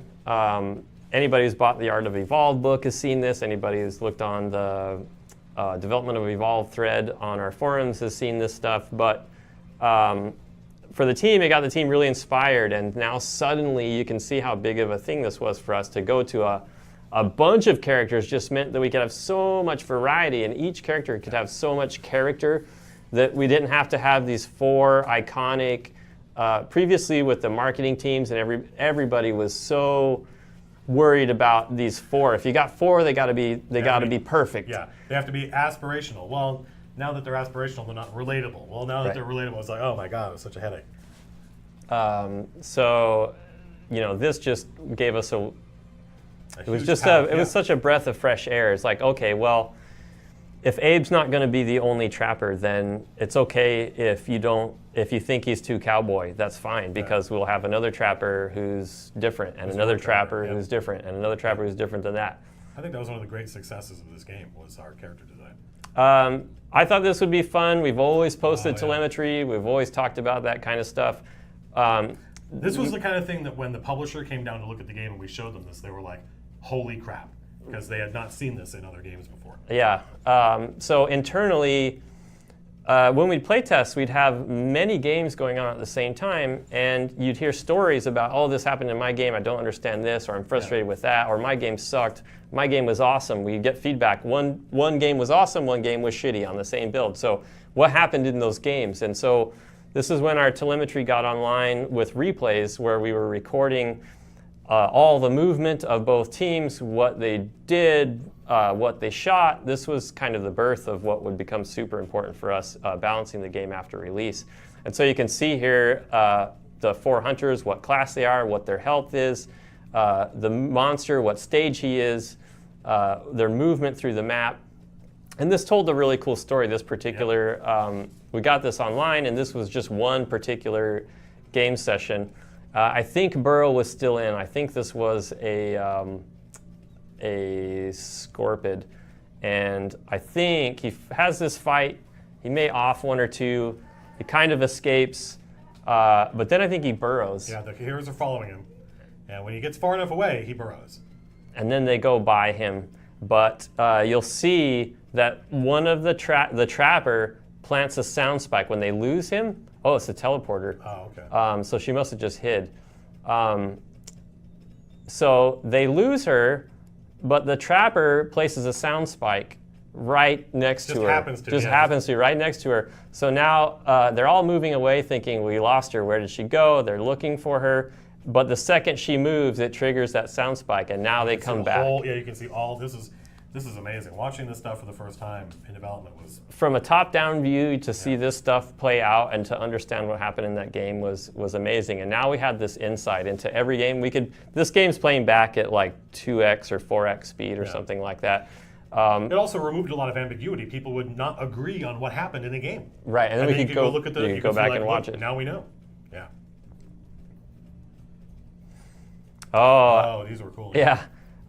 So staging up, initially we had the idea that every monster would have their own cocoon. Yeah, their own unique stage up. And so these were, now we never animated these, they never made it into the game. These were just models that were models that got modeled, placed into the world that we showed off for this milestone footage. But it was cool to think about, if they were to go into cocoon, what would that look like? Yep. And each one had their own look. The idea was you would not know what monster you were facing, and if you came across a cocoon in the world, you would be able to tell, oh, that was a grounder. Look at that thing. Now, this was back when being in your cocoon made you more vulnerable, right?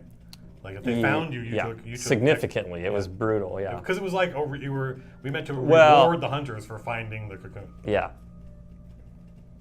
Again, the game back then was so much slower paced. Yes.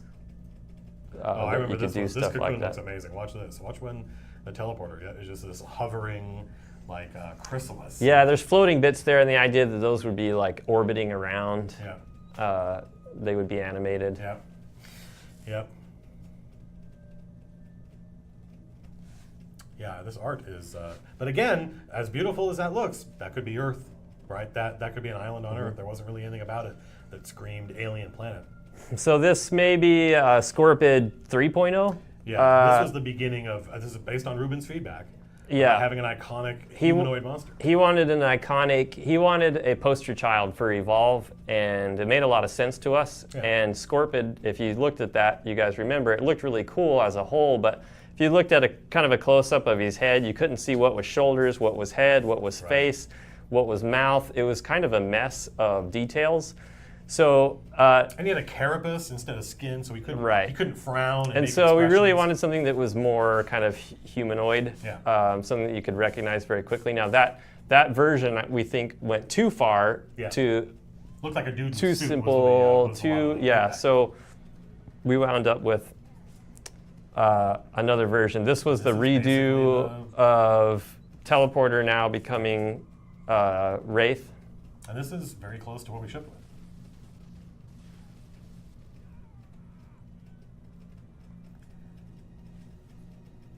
Leviathan.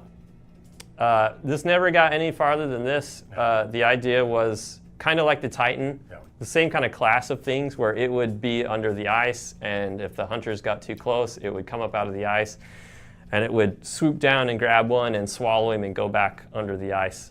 And Titan proved such a failure gameplay-wise that the Leviathan was abandoned. Yeah, that whole thing of just losing the game. You know, for just sort of somewhat randomly and not to your enemy, just to the wildlife was not fun. And here now we're starting to get the final names. Yeah. So this was also MS-24 was when you'll see. I think it's this milestone. Third-person animations. Yeah. Third-person camera goes in for the first time. We're not sure at this point whether that's going to stick or not, but it was an experiment to see if, does this make me more self-aware? Do I know when I'm harpooned? Do I know when the hunters are behind me better? So that was kind of the very first month that shows up. Dune Beetle used to be really, I mean, they're a pain in the butt now, but they used to be super brutal. They used to pin you down. Look at that. Oh my God. Super cinematic, but not great when you're trying to fight a monster. No, you were running and all of a sudden you just get interrupted with this whole process. Yeah. This was the Reaver reskin for the ice maps, Ice Lurker. And again, we punted on these because they did have slightly different wildlife behaviors, slightly different animations, and we just didn't have the time to polish that stuff and QA all that stuff. Yeah, we had a whole bunch of really interesting lava creatures, I remember. Like the lava strider. Do we have any of that in here? Does that make it out of concept? It does, yeah. Okay. You are slowed. This was this kind of became, a Steamodon does the same thing. But these were little prey creatures, and the idea is if you got too close, they would ink, and it slowed you. But the monster would be able to see ink from far away, or the hunters would see ink and then know that the monster or the other team was there. Yeah, I mean, there was a time when there was wildlife that was anti-monster wildlife, and there was wildlife that was anti-hunter wildlife. And then over time, the wildlife became mostly just an obstacle for the hunters. So this is now Scorpid 3.0, which officially becomes Goliath. Yeah. Scorpid was kind of a weird name, and it fit when he had a carapace, but now he doesn't. So what do we call him? And so he became Goliath, and now this, he would still get updated before he got released, but yeah, this is really close to what would ship. Yep. Yeah, and you can see that like this is a much more relatable creature. It's got a face, it's got eyes. You know what? I have to pee so bad. I might have to go and come back. You gotta do what you gotta do. Right? You gotta do it when you gotta go. You got to go. How much time do we got, Shane Reno? 7 minutes? All right. Okay. Are you gonna take off? That's fine. I can hold down the fort. I don't know what there is about the fort that requires it to be held. Okay, hold on.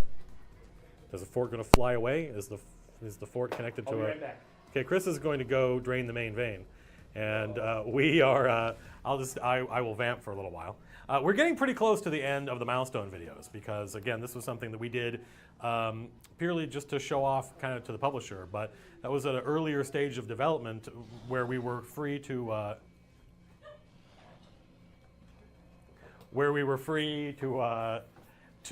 kind of still experiment and stuff.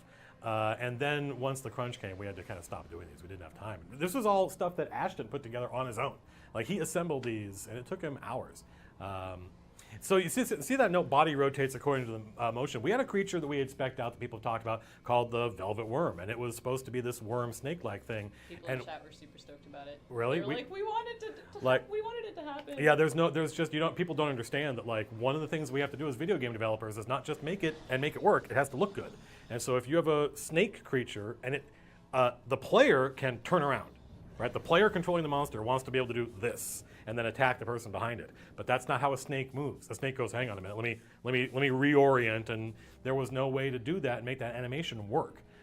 So it was something that we could imagine, and if it was not player controlled, we could have made it cool. But a player controlled snake worm thing was not viable. And this is the lava map. The lava maps were cool, but again, this comes down to the difference between the game being a simulation of fighting on an alien world and it being a game that you fight another player against. There was a lot of lava on these maps, and if you fell into the lava, you died. Yeah.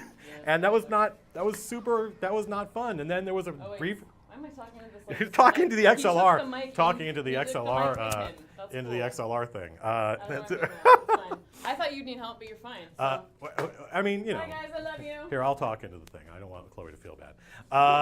And so yeah, the lava thing was terrible, and there was a brief period where you would fall into lava and not die, just sort of sink and burn, and people were like, I don't think that's how that would work. So yeah, there was a lot of experimentation, and again, we were free to imagine stuff that sounded cool and then build it. And once you start, your ideas have to intersect with gameplay, and sometimes your ideas lose. And that's something we were free to do. I actually don't know what this device is. Is this some kind of like sound? Is it the directional audio thing? Yeah, but parabolic mic? Parabolic amplifier? Yeah, that sounds right. That sounds like proper bullshit that I would have come up with. Boop. Okay, so hopefully that works. Back on. But yeah, you could hear across the map. Now that you're here, we have to shut up. Oh.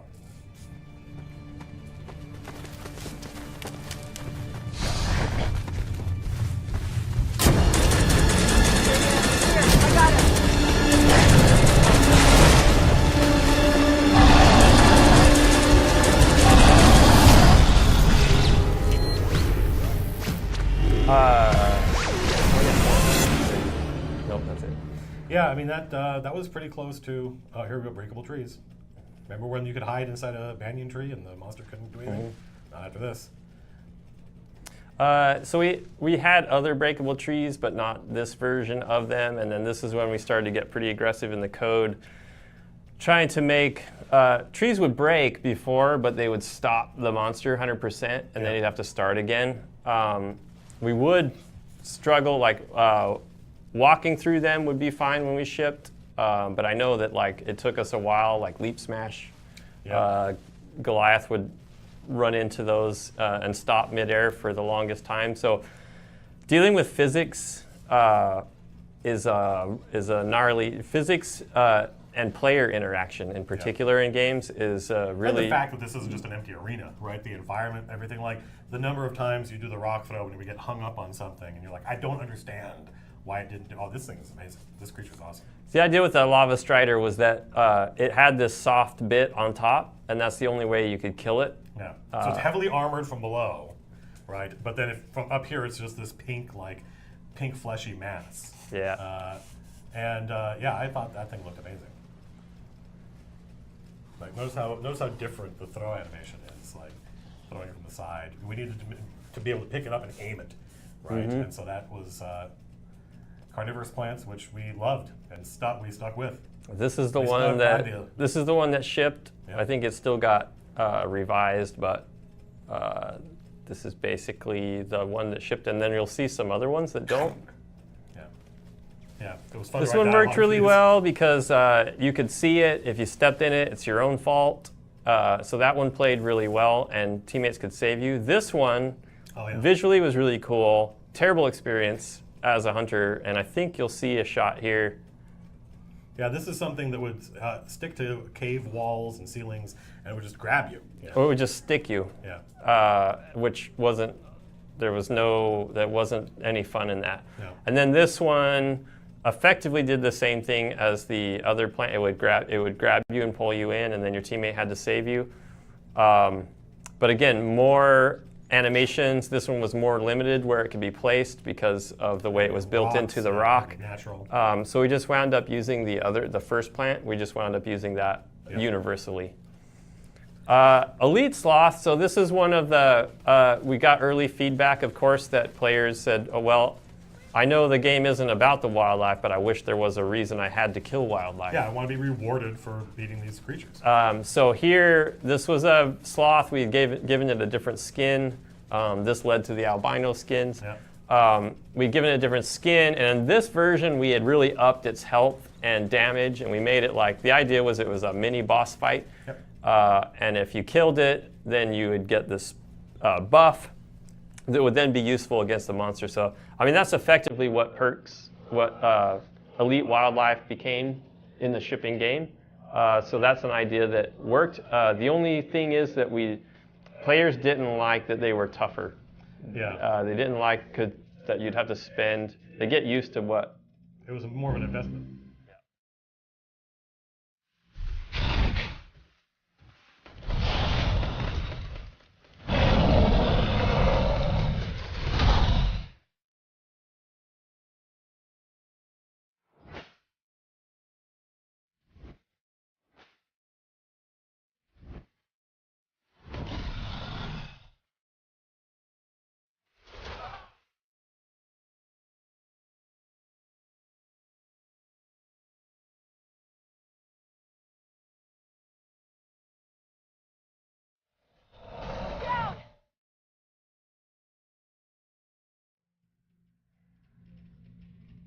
And I think that's it. That's the last milestone that we ever. I think for 27 we recorded some stuff and we never assembled a video, and that was it. We never did that again. But it stands as a really cool record of everything that we did in the past. It's fun to go back and watch those. It's fun for the team to see those, especially people who join later. It's fun for people who lived that stuff to reminisce about that. Apparently we're giving away a pistol. They've told us who the winner is, but I don't think we should. I think I'm just going to keep it because it's super cool. It's a model of Val's pistol, right? Is it Val's or Kyra's? I thought it might be Kyra's. It's one of the Medic's pistols. And why don't you let them know? Oh, I guess they're the same actually. Yeah, because So, winner of this, we're going to ship to you, is Hillbilly Death Lord. Which is awesome. Congratulations. Yeah, Super so active on the forums. We wanted to do something so special for the community. This is something that only members of the dev team have, and only the members of the dev team who committed to growing a beard, growing their hair long. This was the reward for No Shave Till Ship, where we just stopped cutting our hair.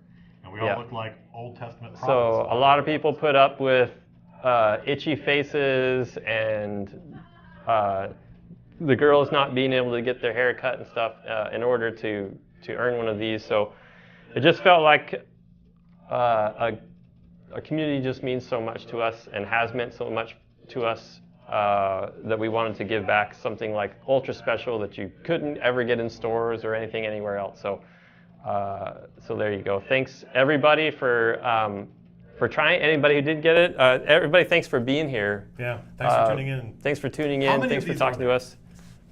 I don't know. It's on the order of like 50 in the entire world. Yeah, it's definitely less than 100. What's this? Oh, this is for the picture. This is from the picture we took yesterday. Yeah. I mean, we really like, I think this some of this comes from you guys' time at Valve, but when I first started here, Chris and Phil were very open about development. Like, Chris and Phil, the owners of the company, work in and among, they don't have offices, they work in and amongst with the rest of us. And so any issue that came up during game development, anyone on the team was able to participate in that discussion and weigh in. And so our relationship with you guys is just an extension of Chris and Phil's philosophy of like, why treat this stuff like secrets? Let's just share, we're making the game for you folks, and the way you use it tells us what we should be doing. And so, I mean, the community's been one of the huge rewards of working on this game. Yeah, being able to get on the forums, that's definitely, we put it in the letter. It's one of the things that, that it meant a lot to us to be able to release the game and then see players' reactions to it and see people posting on the community. Oh, yeah. That's when everything, all this stuff that we were doing in those milestone videos, that's when it all matters. Yeah. That's when it finally seems real, So I know for me, there were days on like patch releases and stuff like that where I would spend the whole day on the forums just reading what everybody was saying and replying here or there. But it's such a huge part of, that's definitely looking back, and we didn't really get that with Counter-Strike, and we didn't get that at all with Left 4 Dead. Yeah. And so this was the first time for us where we've been so close to the community, and the community's had such a strong voice. I mean, you and I both come from a tradition where when you make a game, you release it, and it's on a disc, and then that's it. There was no internet, there was no patching or support or any of that stuff. And so the Evolve was kind of the first time we got to make a game that lived and breathed online with a community. And that was the reason we did it. Yep. We should answer some of these questions. Some of these questions before we go. How much time do we have? Does anybody care? We're just going to keep talking. Like, it's our stream. We can do what we want. Yeah. We could be here all day. Yeah. Let's do this one. Spare Tire asked, was Kala meant to eventually turn into a monster or just die from complications of her experiment? And that is definitely something that this guy, it's good to have him on to be talking about. Very early on, we thought Kala would turn into a monster. Yeah. Right? We wanted the idea of, in fact, we know what she would have been called. She would have been Kali, which is one of the Indian gods associated with death and destruction. And we had a whole chunk of content planned. I don't know if it would have been a sequel or a campaign that we released. We didn't really know. But it would have been kind of Apocalypse Now-like, where she was Kurtz and had gone in an attempt to, like, she knows what's happening to her, and she knows that she's turning into a monster, and she's desperately trying to solve this problem, and she thinks she has a solution. And she's doing all this research, and she separates herself from the rest of the team to save them from her. And then they have to go, then she turns into a monster, and they gotta go get her. And I think we planned on the heroes eventually saving her. Like the destruction of the Patterson Drive at the end of the game would kind of purge the monster stuff from her. I thought. We don't know. Who knows? That was so speculative. But yeah, there was definitely a plan that Kala would be a monster, and we even thought that it would be fun to have Kala versus Kali, like just in multiplayer. In multiplayer. Yeah, just the fact that you could have, and there would be dialogue and stuff like that. That would have been cool. That would have been great. That was definitely. I mean, you could see where we were going, right? With not so much with the adaptations because we were so limited, we can't record new dialogue and that sort of thing. But with the full characters, you could see where we were going with it, and that's something that we were really excited to see. I really, really wanted to see Kala. Yeah, turn into a monster. Turn into a monster, yeah. And go that far. Let's see. Argus of Night asked if you guys were really good at asymmetrical gameplay. Do you think it's possible to pull off another one like this? Definitely. We love asymmetrical multiplayer, and there's varying levels of it, right? So if you look at Counter-Strike, bomb defusal scenario, the CTs need to plant a bomb, the Ts need to try to disarm the bomb. They have different weapons. So they have different goals, different objectives, and different weapons. And so in a way, like Counter-Strike is even asymmetrical. Left 4 Dead, certainly playing the infected, you get to respawn. Playing the survivors, you don't. So Left 4 Dead's asymmetrical. And Evolve is asymmetrical as well. It's just that Evolve, a lot of times I think people put the asymmetrical label on like 4 versus 1, the fact that it's not even teams. No. Asymmetrical to us just means not everyone is doing the same thing. Right, and I think that that's the most interesting part of asymmetrical is just that if I go to the other team, I'm going to have a different experience, and it's not important. And I think, honestly, I think at the end of the day, the sort of negatives from 4 versus 1, from especially on the monster side, like being the monster, even though it's cool to be the monster and you don't have to rely on teammates, that natural human reaction to there are 4 other humans that are playing against me and ganged up on me. A lot of people can't handle that stress. It works really well for some players, but for the majority of the audience out there, it doesn't work for them. Right. They didn't feel like these huge unstoppable monsters. They felt outnumbered. Yeah, and I think that so some of the stuff that we had started playing around with was other modes where there's 2 monsters. Yeah. 2 monsters. We did 2 versus 8, for example. That was amazing. And having no spoilers. Having another monster beside me, there was fun stuff like he would kill an elite and eat one of the meats, but leave another one, so I could also get the meat from it, the elite bonus from it.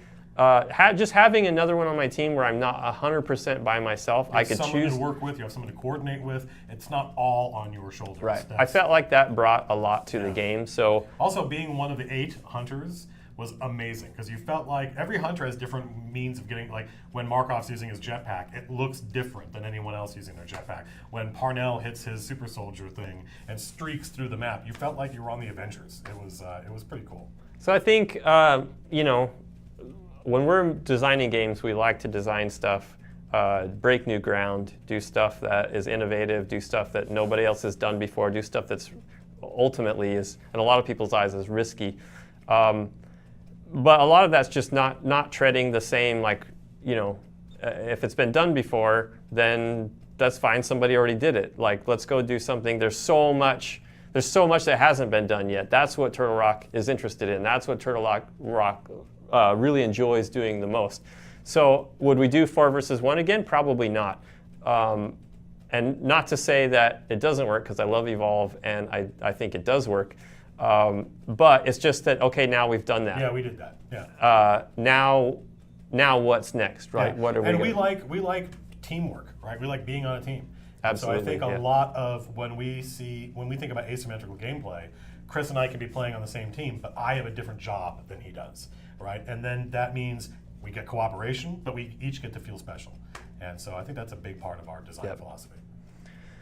So, you know, I think that a lot of what we wanted to do is get on the stream. We wanted to celebrate Evolve together. We wanted to show you guys never before seen footage. We wanted to thank you guys for everything that you've done, for being there, for criticizing the game, for praising the game, for sharing your experiences, for helping us to build it.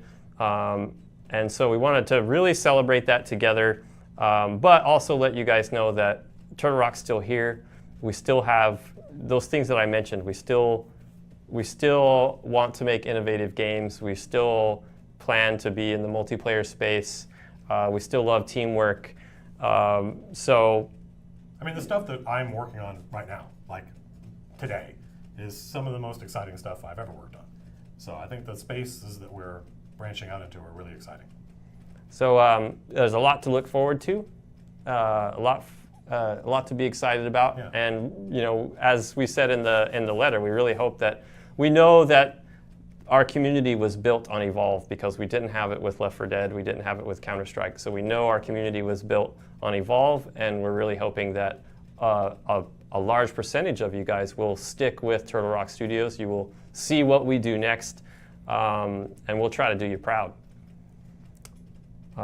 So I guess with that, I think we're done. We're probably done. Yeah. I think being a part of this community was amazing for me.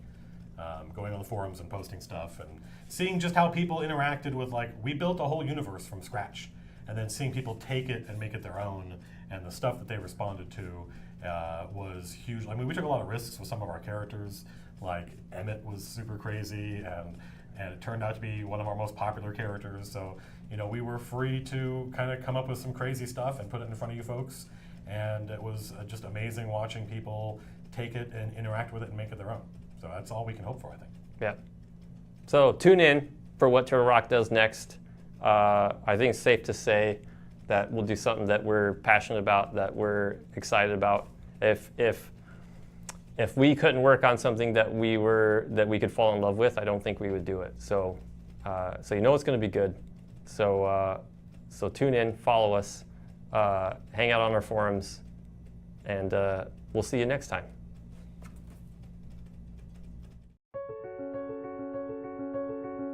It meant a lot for us to stand on our own 2 feet and prove that we were the real deal, that Turtle Rock Studios was a real AAA game developer. We stayed true to what the game always was. It was amazing to work on something that no one's ever tried before. It was clear we had to give it another shot no matter what. We were so excited that people got this game the way that we did. Evolve will always be super close to my heart, and it'll always be a part of all of us. We're not perfect. We tried our best. That's all we can really hope to do. It's because of you that we were able to do this. If we didn't have fans, then we wouldn't be able to do what we love. We'd be able to make these games. So they're, you know, the #1 most important thing. That one person that says thank you and you're doing an awesome job, I want to keep going and I want to keep kicking ass for them. I look forward to showing you guys what we have in store for the future. #1 thing is to remember that there's more stuff coming. We want our fans and our community to be along for the ride. We're not done. We've got some great stuff in the oven cooking. That sucks, because I just made a fart noise with my hand.